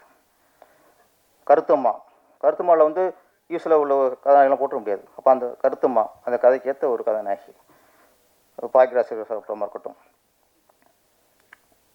மௌன கீதங்களில் சரிதா தவிர வேறு யாரும் நினச்சி பார்க்க முடியாது இந்த கேரக்டருக்கு. தூள் நுவச்சில் ஃபஸ்ட் நைட்னாலே எனக்கு தெரியாத ஒரு கதாநாயகி. ஃபஸ்ட்டு திரைவிலே பார்த்த ஒரே கதாநாயகி. ஃபஸ்ட் நைட்ல எனக்கு தெரியாமல் ஒரு கதாநாயகினா தூள் நுவச்சி காட்டிப்பார். அப்போ அதுக்கான ஃபேஸ், அப்பாவி மோகம், அது க்ளோஸ் அப் அது இன்னசென்ட்டாக தெரியணும். அப்போ அப்படி பிடிக்கும்போது தான் செலக்ஷன் பிடிக்கிறாங்க. சின்ன வீடு குண்டா இருக்கணும் கதாபாத்திரம். அப்போ கல்பனா அப்படிங்கும்போது இந்த மாதிரி வாழ்வியல் பண்ணுறவங்களுக்கு அந்த கதைக்கு தேவைப்படுற கதாநாயகி பிடிக்க ஒரு சவாலாக இருக்கும். இப்போ இன்றைக்கி வந்து வெற்றிமாறன் சார், மாரி செல்வராஜ், அப்பா ரஞ்சித், அவர் வாழ்வியல் படம் எடுக்கிறாங்கல்ல, அவங்களாம் இந்த மாதிரி ஒரு கதாநாயகிகள் தேடுறதும் மற்ற கதாபாத்திரங்களுக்கும் ஏற்ற மாதிரி ஆர்டிஸ்ட் செலெக்ஷன் வந்து ரொம்ப கஷ்டம். நம்ம கமர்ஷியல் படங்களுக்கு நாங்கள் அப்பா கேட்டுக்கு ஈஷாவை பிடிச்சிருவோம், அம்மா கேட்டுக்கு ஈஷாவை பிடிச்சிருவோம், வில்லனுக்கு ஏற்கனவே கொடி கட்டி பிறந்த வில்லனை பிடிச்சிருவோம், மார்க்கெட்டில் உள்ள கதாநாயகி பிடிச்சிருவோம். இந்த மாதிரி வெள்ளைக்குதிரை மாதிரி ஒரு வாழ்வியல் படத்துக்கு ஆர்டிஸ்ட் செலெக்ஷன் பண்ணுறது எப்படி கதை ரெடி பண்ணுறாங்களோ அந்த அளவுக்கு ஆர்டிஸ்ட் செலெக்ஷனும் முக்கியம். இதில் நான் பார்க்கும்போது எல்லா கதாபாத்திரங்களும் கரெக்டாக இருந்தது. அதுக்கு முதல்ல சாருக்கு, இயக்குனர் சரண்ராஜுக்கு என்னுடைய வாழ்த்துக்கள். அப்புறம் நாளைக்கு அப்புறம் இசையிலிட்ட கதாநாயகி வந்திருக்காங்க அபிராமி. அவங்க தமிழச்சி, யாரும் குழம்பிக்க வேணாம். அப்பா வந்து மலையாளி, அம்மா மராட்டி, இவங்க தமிழச்சி. எங்கே கன்ஃபார்ம் பண்ணோன்னா கேட்டேன், உங்களுக்கு மராட்டியம் திரும்பான்னு கேட்டேன். பேசுனா புரியும், பேச தெரியாது அப்படின்னாங்க. மலையாளம் பேசுகிறான்னு கேட்டேன். என்னண்ணே?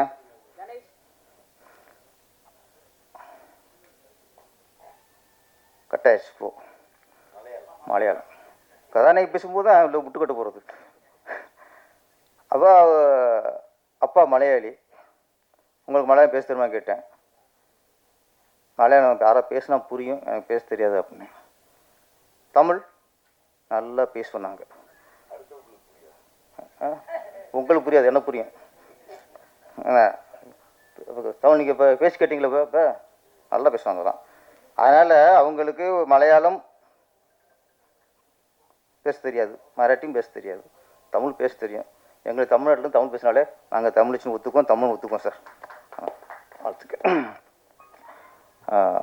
ஹரிஸ்வரி, ஓகே, வெள்ளை குதிரை, இந்த படம் மிகப்பெரிய வெற்றி அடைஞ்சு நீங்கள் பெரிய ப்ரொடியூசராக வந்துடணும், நான் நடிகராக வந்துடணும், நிறைய நடிகர் உருவாக்கணும், நிறைய புது புது இயக்குநர்களையும் உருவாக்கணும். இந்த படம் வெற்றி அடைய வாழ்த்துக்கள். நன்றி, வணக்கம். இன்னொருத்தர் முருகன்கிட்ட, எங்கே முருகா கீழே வந்துட்டேன், சொத்த நிலம் இதெல்லாம் வந்து மாத்திரை மருந்துக்கு பூரா சரியாக போச்சு, பூரா கரைஞ்சி போச்சு, பணம் என்ன பண்ணு தெரியல, மேலேயே பரவாயில்லையா இருக்குது, கீழே வந்து மூச்சு வாங்க முடியல அப்படின்னு சொல்லி ஒரு சீனை வச்சுருக்கோம். நன்றிண்ணா. பேரரசு பேசின கடைசியில் என்ன பேசுறதுன்னே தெரியல.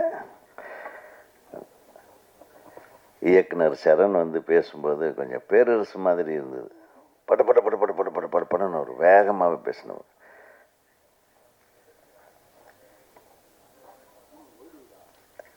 ஒரு மிக சிறப்பான படம் இந்த வெள்ளை குதிரை. வெள்ளை குதிரையா வெள்ளை குதிரையா? கல்லோக்கியல். ஸோ வெள்ளை குதிரை தான் அது. ஸோ பாக்கியராஜ் சார் சொன்னார், அவங்க கிழக்கு சீமையில் கதை எப்படி பண்ணாங்க, எத்தனை இடத்துல ரூமை மாற்றி டிஸ்கஸ் பண்ணி கதையை பண்ணது சொன்னாங்க. கிழக்கே போகும் ரயில். அதே மாதிரி நம்ம செல்வமணி கதை பண்ணாருன்னா ஒரு 10 நியூஸ் பேப்பரை பார்ப்பார். அந்த 6 மாதத்தில் என்னென்ன நடந்ததோ அது எல்லாத்தையும் பிட்டாக வச்சு ஒன்றா ஒட்டி அதுக்கு ஒரு கதையை உருவாக்கிடுவார். இந்த வீரப்பன் கதை, ஆட்டோ சங்கர் கதையெல்லாம். ஸோ இதெல்லாம் ஈஸி அப்படின்னு நினைக்காதீங்க, அது ரொம்ப ரொம்ப சிரமம். அதுவும் கெட்டுறக்கூடாது, சொல்கிற ஃப்ளோவில் ஒரு கதையும் கெட்டுறக்கூடாது. ஸோ அந்த 2 விஷயங்களையும் அதே மாதிரி புதுசாக ஒரு கதையை உருவாக்குறதுன்றது பாருங்கள், பாக்கியராஜ் சொன்ன மாதிரி ஃபஸ்ட் ஹாஃப் வந்துடும், அதுக்கப்புறம் கிளைமேக்ஸ் எப்படி பண்ணுறதுன்றது அது கிட்டத்தட்ட 1 வருஷம் கூட எடுத்திருக்காங்க. நான் சில படங்களுக்கு கிளைமேக்ஸே வராமையே ஷூட்டிங் போயிடுவேன். அது போகிற போக்கில் வந்துடும் கிளைமேக்ஸ். ஷூட்டிங் எடுக்கும்போதே அது ஒரு நாள் திடீர்னு தோணும். அது ஒரு நல்ல ஃப்ளோ இருக்கிற கதைக்கு ஒரு நல்ல கிளைமேக்ஸ் எப்படி இருக்கும். ஒரு அதாவது முதல்னு ஒன்று இருந்தால் ஒரு முடிவு ஒன்று கண்டிப்பாக இருக்கும். அந்த முடிவு சரியான முடிவை நம்ம தேர்ந்தெடுக்கிற இடத்துல தான் நம்ம இருக்கிறோமே தவிர, எல்லா உணர்வுகளுக்கும் ஒரு முடிவு இருக்குது, எல்லா நிகழ்வுகளுக்கும் ஒரு முடிவு இருக்குது. ஆனால் இந்த பயலுக மிகப்பெரிய ஆளுங்க. ஒரு ஊரை கூட்டு போய் ஒரு மலையை காட்டி,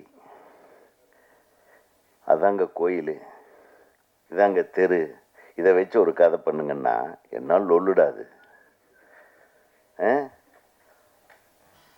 அதில் ஒரு கதையை உருவாக்கியிருக்கான்னா அந்த வேகம், நம்ம ஜெயிக்கணுங்கிற அந்த ஒரு வைராக்கியம், கிடைக்கிற கதையை படமாக எடுக்கிறது வேற, கிடைக்கிற தயாரிப்பாளர்கள் நடிகர்களை வச்சு ஒரு கதையை உருவாக்குறது வேற. ஆனால் கிடைக்கிற ஒரு காட்டுற ஒரு இடத்த பார்த்து ஒரு கதையை ஒருத்தன் உருவாக்கிருக்குன்னா ஹேட்ஸ் ஆஃப் டு யூ.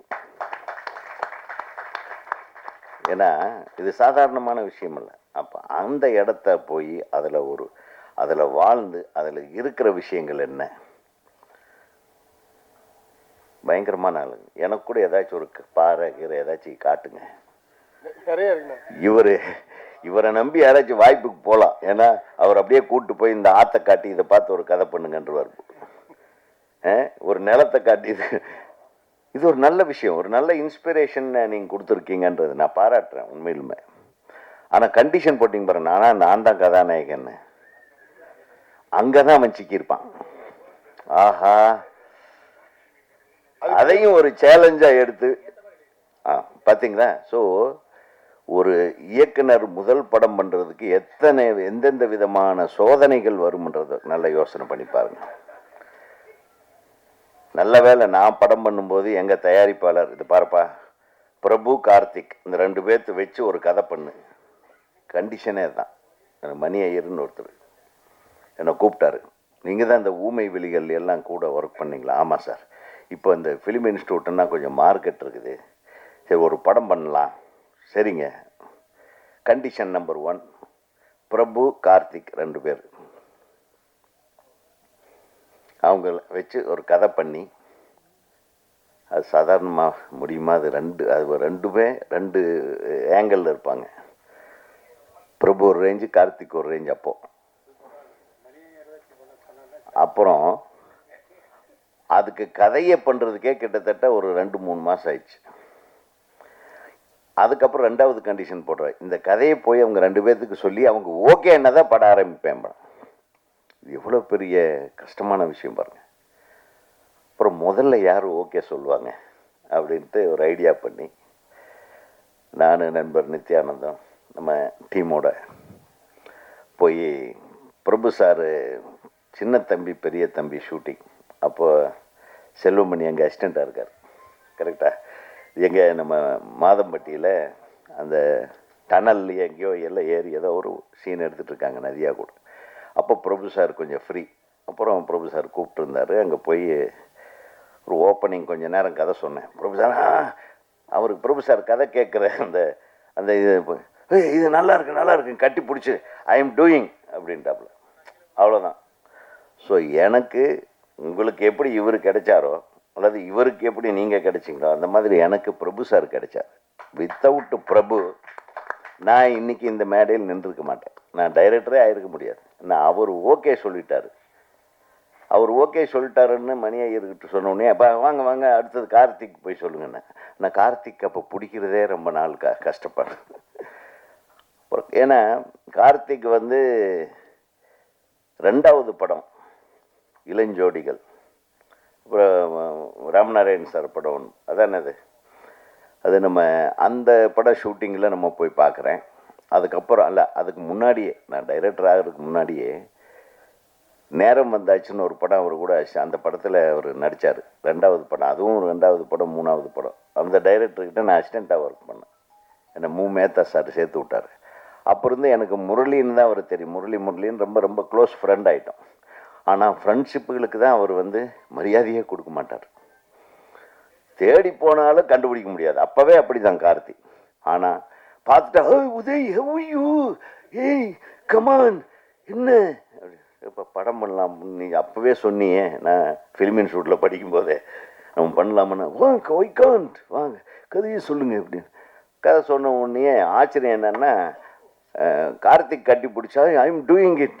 அந்த கேரக்டர் யார் பண்ணுறா? பிரபு பண்ணுறார். பிரபு சூப்பர், பிரபு கார்த்திக் டிஃப்ரெண்ட்டாக இருக்கே காம்பினேஷன் சார். இது அனௌன்ஸ்மெண்ட் வந்த உடனே மணிரத்னம் அதே காம்பினேஷன் அனௌன்ஸ் பண்ணுறாரு. நம்ம போகாத காலம் நான் 1.25 வருஷம் எடுத்தேன். அவர் 6 மாதத்தில் முடிச்சிட்டாரு. நாங்கள் தாண்டி வந்த கதைகளை விட அந்த கதையை உருவாக்கி நம்ம டைரக்டரான கதையை சொன்னாவே எல்லாம் மயக்கம் போட்டு விழுந்துருவீங்க. ஸோ நீ ஓரளவுக்கு மலையை பார்த்து ஆளை பார்த்து ஒரு கதை எழுதிட்டேன். வாழ்த்துக்கள் சார். இது சாதாரண விஷயம் இல்லை. அப்புறம் அபிராமிக்கு இந்த மலையில் அபிராமி கூட நேராக மலையை ஏற்றி தான் நீ கன்ஃபார்மே பண்ணியிருக்க. கொடுமைக்காரன்டா நீ. மலை ஏறினா தான் நீ ஹீரோயின், இல்லைன்னா ஹீரோயின் இல்லைன்ட்டு. ஸோ ஒரு சுகமான ஒரு சுமையைத்தான் நீ சுமந்துருக்குறீங்க. அது இந்த படத்தில் எவ்வளவு அழகான அனுபவம் இருந்திருக்கு. அவன் இன்னைக்கு சிரிச்சுட்டு உட்காந்துருக்கான் பாருங்க. அது தயாரிப்பாளர் சிரிச்சுட்டு நிற்கிறான் பாருங்க. இந்த சிரிப்பு தொடர வேண்டும். அது வெற்றியின் மூலமாக மிகப்பெரிய ஒரு வளர்ச்சியை நீங்கள் அடைய வேண்டும் என்று கூறி உங்கள் ஒட்டுமொத்த குழுவினருக்கும் உங்களுடைய துணை இணை இயக்குனர்கள் அது யார் யார் வந்திருக்காங்களா இல்லையான்னு தெரில, அது அவங்களையெல்லாம் கூப்பிட்டு கௌரவப்படுத்தணும். எங்களுக்கெல்லாம் நாங்கள்லாம் வளர்றது காரணமே எங்களுடைய துணை இணை இயக்குனர். என்ன நான் பண்ணுற டார்ச்சரை விட அவனுக்கு அடைஞ்ச டார்ச்சர் தான் ஜாஸ்தியாக இருக்கும். நீ அதை போய் எடுத்துகிட்டு வான்றுவேன். மலையிலேருந்து அவன் 4 தடவை இறங்குவான். அவனை நம்ம ரெக்கக்னைஸ் பண்ணணுமா இல்லையா? எங்கள் துணை இணை இயக்குனர்கள் ஆக பணியாற்றிய அனைவருக்கும் வாங்க வாங்க வாங்க. டைரக்டர் யூனியன் தலைவர் வந்திருக்காருன்னா அப்புறம் நாங்கள் இதையும் கூட செய்ய முடியாதா என்ன? நீங்கள் செய்யாத நாங்கள் செய்வோம்யா. எல்லாம் உறுப்பினர் ஆக்கிடுறோம். ஆமாம். வாழ்த்துக்கள் வாழ்த்துக்கள்.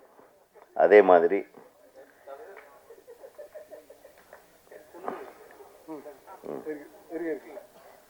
பாருங்க செல்மணி சார் போட சொல்லுங்க. அவங்களுக்கு கொடுக்க இன்னும் யாரு நண்பர்களே வாங்க. ரெஜின் வாங்க. ரெஜின் இந்த மாதிரி ஒரு திரைப்படத்திற்கு இசை அமைப்பது என்பது ஒரு ஒரு ரொம்ப மிக பிடித்தமான ஒரு வேலையாக இருக்கும். பேர் என்ன சொல்லுங்க? ஏய் சொல்லுப்பா, நீ சொல்லுப்பா. டைரக்டரை வா, நீங்க ஒவ்வொருத்தர் பேரை சொல்லு. நீ தான் பண்ணிடுற. நீ சொல்லு ஒவ்வொருத்தரும், நாங்கள் மரியாதை. அழகு செல்வன். அடுத்து வாசு வந்துடுறடே. வாசு வந்து வாங்கிக்கோ.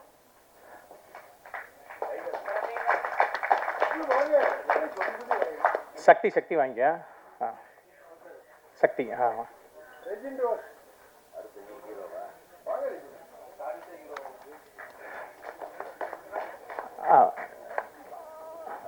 டைரக்ஷன் டிபார்ட்மெண்ட் முடிஞ்சு சார். மற்ற எல்லாருக்கும் போட்டலாமா சார்?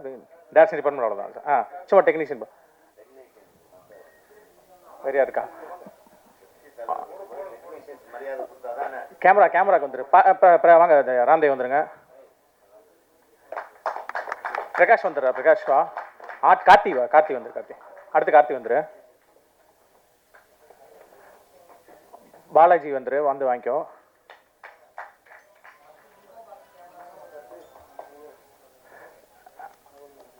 ஆர்டிஸ்ட் அப்படியே வந்துருங்க. ராசு வந்துரு.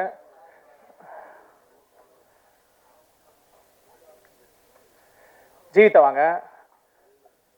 எழுவன் வந்துருங்க. நீங்கள் விஜயகுமார்ண்ணே நீங்கள் வந்துருங்க. பிடிஓ ஆஃபீஸர் சிஞ்சு சார் வாங்க நீங்கள் வந்துருங்க. ரெஜினி சார் அப்படியே வந்துருங்க. நீங்கள் அப்படியே வந்துருங்க சார். அப்படியே வந்துருங்க. தமிழ்மணி நீ வந்துரு. லிரிக் வந்தான். வேறு யார் இருக்கா? குருவனே வந்துருங்க. வந்து வாங்கிக்கிறேன்.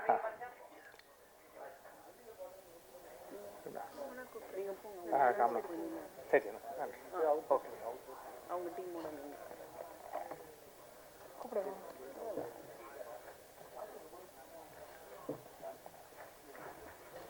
வெண்டியன் எங்க இருக்கீங்க? வந்துருங்க. நீங்க வந்துருங்க.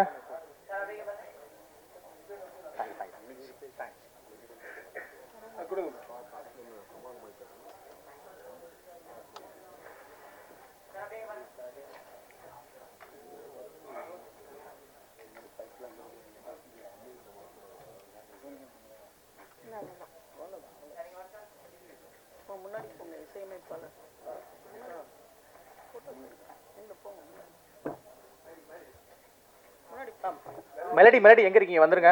வாங்க. மெலடி இல்லையா?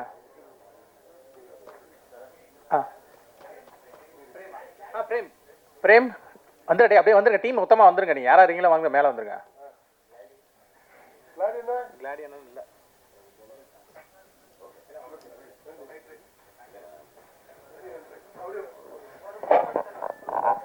இப்போ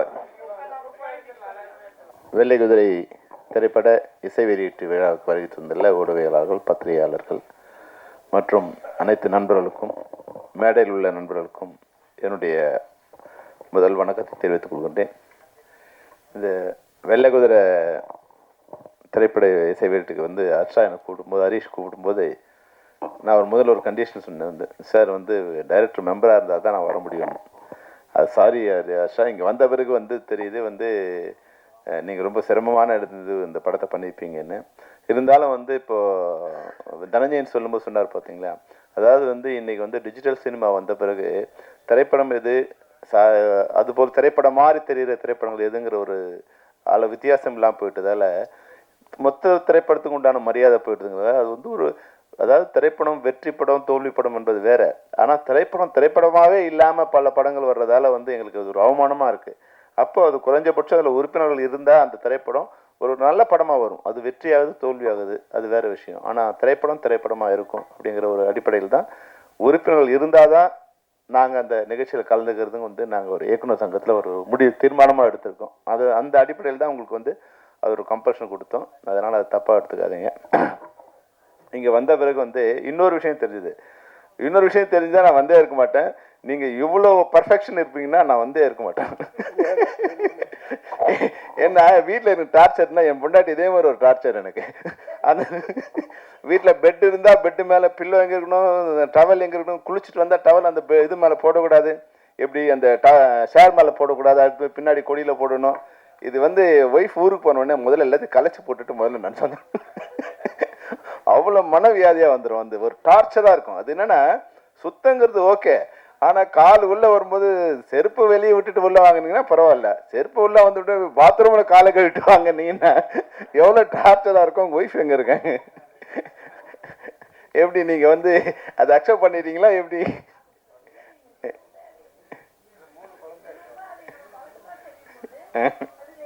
ரெகுலர் ஆயிடு இல்லை விரும்பி பண்ணீங்களா வலிஞ்சு பண்ணீங்களான்னு தான் கேட்குறாங்க. Very good very good. ஏன்னா நான் விரும்பி பண்ணுறது இல்லை வந்து. ஏன்னா இன்னும் நான் 30 வருஷம் ஆனால் கூட அது என்னென்னா வீடு வந்து வீடாக இருக்கணும் இல்லையா, நான் கொஞ்ச நேரம் ஒரு சுதந்திரமாக இருக்கணும் இல்லையா, அதுக்கப்புறமா எடுத்து வச்சுக்கலாம். வந்த உடனே குளிச்ச உடனே எடுத்து அங்கே வைக்கணும், புக்கு எடுத்தால் புக்கு அழகாக வைக்கணும், அந்த ஃபோட்டோ எடுத்தால் ஃபோட்டோ எடுத்து வைக்கணும். எங்கள் நண்பர்லாம் வருவாங்க, நீங்கள் எங்கள் ஒய்ஃப் வரும்போது என் வீடு எப்படி இருக்கும், எங்கள் ஒய்ஃப் இல்லைன்னா வீடு எப்படி இருக்கும்னா, வீடு எங்கள் ஒய்ஃப் இல்லைன்னா ஜூ மாதிரி இருக்கும், அப்படியே வந்து கலைஞ்சி கிடக்கும். என் ஒய்ஃப் வந்தாங்கன்னா வந்து ஒரு லைப்ரரி மாதிரி இருக்கும், எல்லாம் அடுக்குன இடத்துல அப்படி நீட்டாக இருக்கும், செப்பல் இருக்க வேண்டிய இடத்துல இருக்கும். அது வந்து எனக்கு கொஞ்சம் கஷ்டம் அது. அதனால் நீங்கள் பரவாயில்ல, உங்கள் ஒய்ஃபும் நீங்கள் அதை செட் பண்ணிட்டீங்க, அதனால் உங்களுக்கு வாழ்த்துக்கள். மற்றபடி இந்த வெள்ளை குதிரை வந்து நிச்சயமாக அதை பார்க்கும்போதே வந்து அந்த இவ்வளோ ஆரம் இருக்குது உங்களோட மகுடத்தில் இத்தனை வைரங்கள் இருக்குது. 1 2 3 4 5 6 7 8 9 54 இது இருக்குது உங்கள் வைரங்கள் உங்கள் மகுடத்தில் இருக்குது. நிச்சயமாக தமிழ் ரசிகர்களும் வந்து அதுக்கான மகுடத்துக்கு உங்கள் மகுடத்தில் ஒரு வைரக்கல் வைப்பாங்கிறதுல எந்த விதமான சந்தேகமும் இல்லை. ஏன்னா திரைப்படங்கள் வந்து 2 திரைப்படங்கள் இருக்குது. ஒன்று வந்து கமர்ஷியலாக, இப்போ நான் அப்படி தான் படம் போடுறேன், இது மாதிரி படங்கள் நான் வந்து பார்த்ததோடு சரி. ஏன்னா எங்கள் இன்ஸ்டியூட்டில் முதல்ல போகும்போது இந்த படங்கள் தான் உலக படங்கள் தான் எங்களுக்கு முதல்ல காமிப்பாங்க, இதுதான் திரைப்படங்கள் அப்படின்னு காமிப்பாங்க. அப்போ பார்த்து எனக்கு பயம் வந்துடுச்சு, இந்த படங்கள் நம்ம பார்த்ததே இல்லை இது வரைக்கும். நான் வந்து எனக்கு 22 வயசு நான் உள்ளே போகும்போது, அப்போ இந்த மாதிரி படங்கள் நான் பார்த்ததே இல்லை அப்படின்னு. ஒரு 100 படங்கள் பார்க்கும்போது முடிவு பண்ணால் வெளியே வரும்போது இது மாதிரி படங்கள் நம்ம பண்ணக்கூடாதுன்னு முடிவு பண்ணேன். ஏன்னா அது எனக்கு அந்த வயசு வரைக்கும் நான் அந்த படங்கள் பார்த்ததில்லை. ஆனால் என்ஜாய் பண்ணுறதுக்கு வந்து அதான் வந்து நேற்று ஒரு படம் பார்த்தேன். நான் வந்து பாரதி ராஜா சார் ஒரு படம் பார்த்தேன், முதல் மரியாதைன்னு ஒரு படம் பார்த்தேன். முதல் மரியாதை படத்துக்கு 2 விஷயம் இருக்குது. ஒன்று வந்து 1985 அந்த படம் ரிலீஸ் ஆச்சு. அப்போ நான் வந்து திரைப்படக் கல்லூரியில் வந்து மாணவனாக படிச்சுட்ருக்கேன். அப்போ மணிவண்ணன் சார் அசிஸ்டன்ட் டைரக்டர் சேர்ந்து வந்து அப்போ அவர் எடிட்டர் கந்தசாமிங்கிறவர் நான் உதவியாளராக ஒர்க் பண்ணிட்டுருக்கேன். படிச்சுட்டு இருக்கும்போது அவர் மணிவண்ணன் சார்கிட்ட என்னை வந்து ரெக்கமெண்ட் பண்ணி சேர்த்து விட்டார். அப்போது யார் நீ என்னன்னா, நம்ம திரைப்படக் கல்லூரி படிச்சுருக்கேன். அப்படியா, சரி பார்க்கலான்னாரு. ஒரு 2 மாதம் கழிச்சு சொன்னார், சரி ஒரு நாள் நம்ம படத்துக்கு போகலான்னு என்னை கூப்பிட்டு போனார். 1985 அது ஜூன் நினைக்கிறேன், ஜூன் மாதம் மே ஜூனில் நினைக்கிறேன். அப்போ கூப்பிட்டு போகும்போது பார்த்தா முதல் மரியாதை திரைப்படம் பார்த்துட்டு நான் வந்து வடபழனியில் இறங்கணும். அங்கேருந்து நான் வந்து எங்கள் வீட்டுக்கு போகிறது வடபழனியில் இறங்கணும். குட்லக் தேட்டரில் படம் பார்த்து ஏற்றி வந்துட்டு இருந்தார். வரும்போது படம் எப்படிலாம் இருக்குன்னு கேட்டு இருந்தார். படம் நல்லா இருக்குன்னு சொன்னோடனே அம்பேத்கர் சரியான படம் கார் வந்துட்டு இருந்து கார் நிறுத்திட்டார். இது படம் நல்லா இருக்கா அப்படின்னாரு. ஆமாம் சார், படம் ரொம்ப நல்லா இருக்கு சார். யோ கார் விட்டுருங்க என்னார். நீங்களாம் எப்படியா டைரக்டர் ஆகணும், இதெல்லாம் ஒரு படம், இந்த படம் நல்லா இருக்கும் வேறு சொல்கிறாரு. இப்படி இல்லை சார் நல்லா இருக்குன்னு சொன்னேன். இந்த படம்லாம் ஐயோ ஒரே போர் அடிக்குது, கிழவன் காதில் யாரையா பார்க்குறது இதெல்லாம் அப்படின்னாரு. இல்லை சார் படம் நல்லா இருக்கும். அப்படியா, ஒன்று பொண்ணு படம் ரிலீஸ் ஆகட்டும், படம் ஒன்றா நீ எங்கிட்ட வாழலைன்னா அப்படியே போயிடு அப்படின்ட்டார்.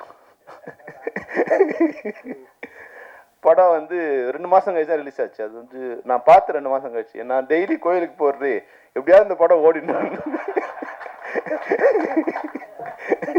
அப்படின்னு டெய்லி கடவுளை ப்ரே பண்ணுவேன். என்னோட பிரார்த்தனையோ இல்லை உண்மையாக படத்தோட இதுவும் வந்து படம் சூப்பர் டூப்பர் ஹிட்டு.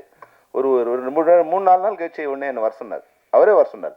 வர சொல்லி வாயா எப்படி என்ன அந்த படம் உனக்கு பிடிச்சிருந்தது. நான் சொன்னேன், சார் இந்த படம் வந்து உங்களுக்கு வந்து பாரதி ராஜா தெரியும்.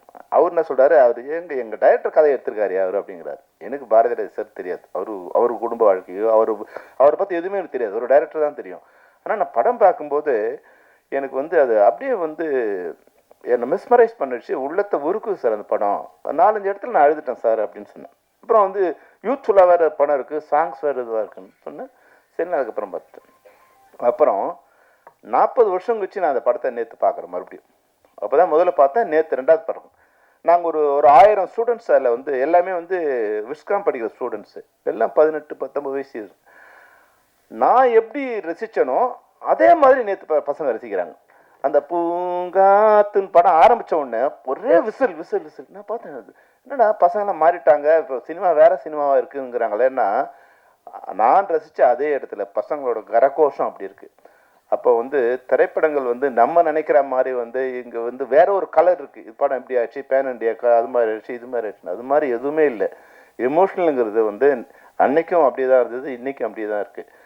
அப்போது இந்த திரைப்படத்தை பார்க்கும் நேற்று நான் டைரக்டராக அந்த படத்தை பார்க்குறேன். ஏன் என்ன படம் பிடிச்சிருக்கு, எப்படி இந்த படம் இன்வால்வ் ஆச்சுன்னு. சார் அந்த படத்தில் வந்து அதுக்கப்புறம் வந்து அந்த படத்தை சம்மந்தப்பட்ட எல்லாரும் எனக்கு நெருங்கிய நண்பர்கள். பாரதி ராஜா சார் என்னோட ரொம்ப நெருங்கிய நண்பர், ஆர் செல்வராஜ் மிக மிக நெருங்கிய நண்பர், அப்புறம் சிவா சாரோட ஒரு படம் அசிஸ்டன்ட் டைரக்டராக ஒர்க் பண்ணேன். அப்புறம் பழக்கமாக அவர் பார்த்துருப்பேன். அவர் சும்மா சொன்னார் ஒரு என்ன யோ உங்கள் டைரக்டரு நடிக்க சொல்லவே இல்லையா, நடன்னு சொல்லிகிட்டே இருப்பான் அவன் வந்து அப்படின்னாரு. அப்போ நேற்று பார்க்கும்போது அவரோட சலிப்பில் வந்து ஒன்று பார்த்தேன். அதில் சிவாஜி சார் 60% நடந்துகிட்டே இருக்காருங்க. வேகமாக நடக்கிறார், மெதுவாக நடக்கிறார், சோகமாக நடக்கிறார், சந்தோஷமாக நடக்கிறார், லெஃப்ட்டில் திரும்புறாரு, ரைட்டில் திரும்புறாரு. அவர் சொன்னது ஒரு உண்மை இருந்தது. என்னென்னா, எதுக்கு திரும்ப சொல்கிறானே எனக்கு தெரியாது. இல்லை சார் இங்கே பாருங்க, இங்கே பாருங்க அண்ணே, இங்கே பாருங்க, நீங்கள் என்ன பண்ணணும், டே எதுக்குடா திரும்பணும், இல்லை நீங்கள் பாருங்கண்ணே, இங்கே பாருங்கண்ணே, எதுக்குப்பா நடக்கணும், இல்லை கொஞ்சம் வேகமாக நடங்க. அப்புறம் வந்து உடனே அண்ணனுக்கு கூப்பிடு சார், அண்ணன் வாங்க வாங்க இங்கே நடங்க, சன்செட் யோ எதுக்குடா நடக்கணும், யாரை பார்க்கணும், அம்மாவை பார்க்குறேன்னா, பொண்டாட்டியை பார்க்குறேன்னா, அப்பாட்டியை பார்க்குறேன்னா, எதுவுமே சொல்ல மாட்டாயா. ஆனால் படத்தை பார்க்கும்போது அது நேற்று நான் வந்து அதை ஒரு அனலிஸ்டாக ஒரு டைரக்டராக படம் பார்க்குறேன். அதில் ஒரு கதையுமே இல்லைங்க. ஆனால் கதை ஃபுல்லாக வந்து இயக்குனரோட மண்டையில் தான் இருந்திருக்கு. அப்போது அதை வந்து ஒரு சிற்பம் மாதிரி அழகாக செதுக்கிருக்காரு. அதாவது வந்து பாரதிராஜா சாருக்கு மட்டும் இல்லை, சாரி சிவாஜி கணேசன் சார் மட்டும் இல்லை, அது ராதாவில் இருந்து நடித்த யாருக்குமே நீங்கள் பார்த்தீங்கன்னா காம்பினேஷன் சீன்ஸே இல்லை. அது நான் அதுக்கப்புறம் அந்த இடத்த போய் பார்க்குறேன், அது மாதிரி ஒரு வில்லேஜே இல்லைங்க.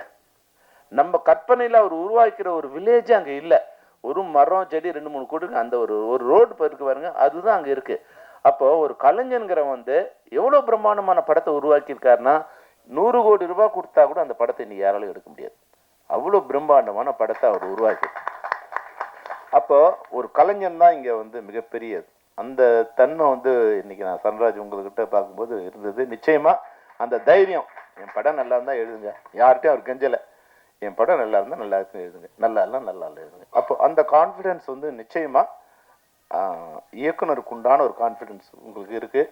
அது நீங்கள் எங்கேருந்து வந்தீங்களோ அதுலேருந்து கொடுத்து நிற்கலாம். ஆனாலும் அந்த தைரியத்தையும் அந்த உண்மையும் உங்கள்கிட்ட பாராட்டுறேன். அதுபோல் ஹர்ஷா கூட வந்து இப்போ கதை எங்கே வந்து ஒன்றாலும் எடுக்கலாம். நிச்சயமாக எனக்கு ஒரு தயாரிப்பாளர் வந்து புலன் விசாரணை படம் பண்ணும்போது எனக்கு என்ன கொடுத்த கண்டிஷன் என்னென்னா, Vijayakanth sir only night call sheet தான், அதில் வந்து 30 நாள் தான் நைட் கால் ஷீட், அதில் படம் பண்ண முடியும்னாரு. நான் சொன்னேன் 3 நாள் தான் கொடுப்பீங்கனாலும் நான் படம் பண்ணுவேன். ஏன்னா எப்படியாவது நம்ம உள்ளே வந்துடணும் இல்லையா. ஆனால் 100 நாள் தான் ஷூட் பண்ணுங்கிறது வேறு விஷயம். அப்போ உள்ளே வந்துடணும் இல்லையா. அப்போ எல்லா கண்டிஷனுக்கும் ஓகே தான். அவங்க கொடுக்குற கண்டிஷன் நம்ம வந்துட்ட பிறகு அப்புறம் நம்ம கண்டிஷனை அவனுக்கு வந்து செட் பண்ணிக்க வேண்டியது தான். அதுதான் வந்து டைரக்டரோட வெற்றி.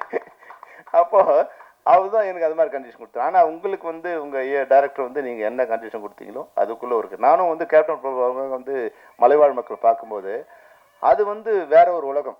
அந்த உலகத்தில் கள்ளம், கபடு, சூது எதுவுமே இல்லை. எந்த கதவுக்கும் வாசல் இல்லை, வாசல் இருந்தாலும் அந்த கதவுக்கு தாழ்பால் இல்லை, பூட்டு இல்லை. அந்த மனங்களுக்கும் வந்து பூட்டு இல்லை, வாய்க்கும் பூட்டு இல்லை. அவங்க என்ன நினைக்கிறாங்களோ அதை பேசுகிறாங்க.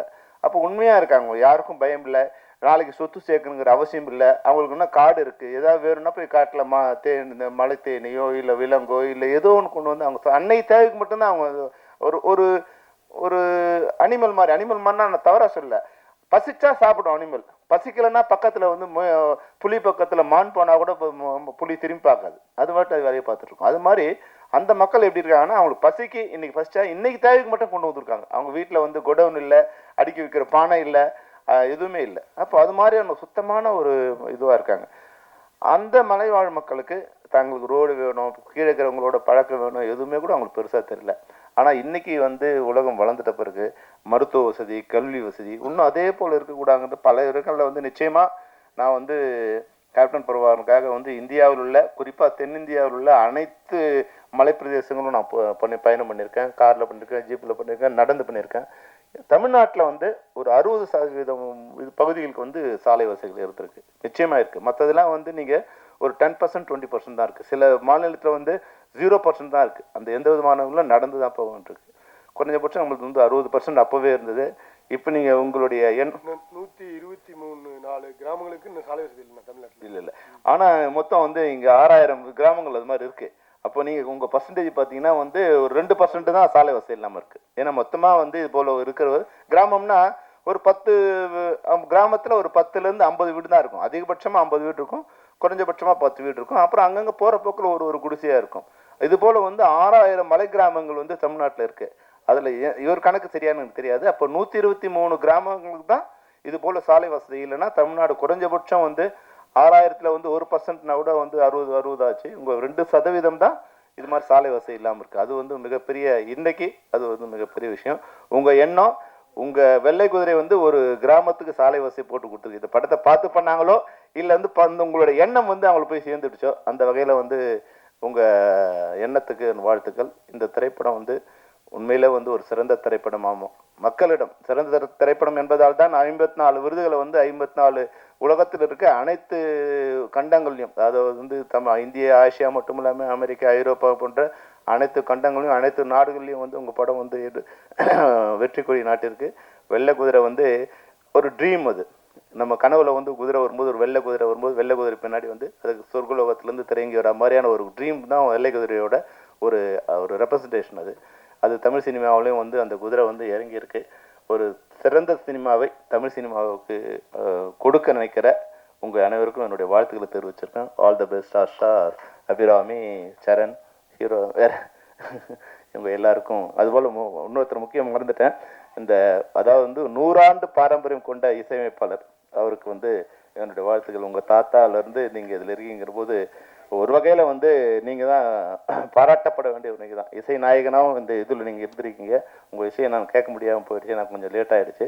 ஆனாலும் வந்து நீங்கள் எங்கள் தாத்தா அது போல் இருந்தார், எங்கள் அப்பா வறுமையில் இருந்தாங்க. அந்த குடும்பத்தை பாரம்பரியத்தை வந்து மறந்துடாமல் கொஞ்சம் நம்மளுடைய இருட்டை வந்து வெளிச்சம் போட்டு காமிக்க விரும்ப மாட்டாங்க பல பேர். எங்கள் தாத்தா வந்து பிர்லாவாக இருந்தால் தான் சொல்லிப்பாங்க, டாட்டாவாக இருந்தால் சொல்லிப்பாங்க. ஆனால் எங்கள் அப்பா வறுமையில் இருந்தாங்க கூட வந்து மேடையில் வந்து கூச்சம் இல்லாமல் சொல்லி நீங்கள் வந்து அடுத்த வித்தா நீங்கள் வந்திருக்கீங்க. நிச்சயமாக 100 ஆண்டு பேக்ரவுண்டை நீங்கள் இன்னொரு 100 ஆண்டு உங்களுடைய வெற்றி பயணமிக்க வேண்டும் என்று கூறிய வாழ்த்து பெறுவீர்கள். நன்றி, வணக்கம்.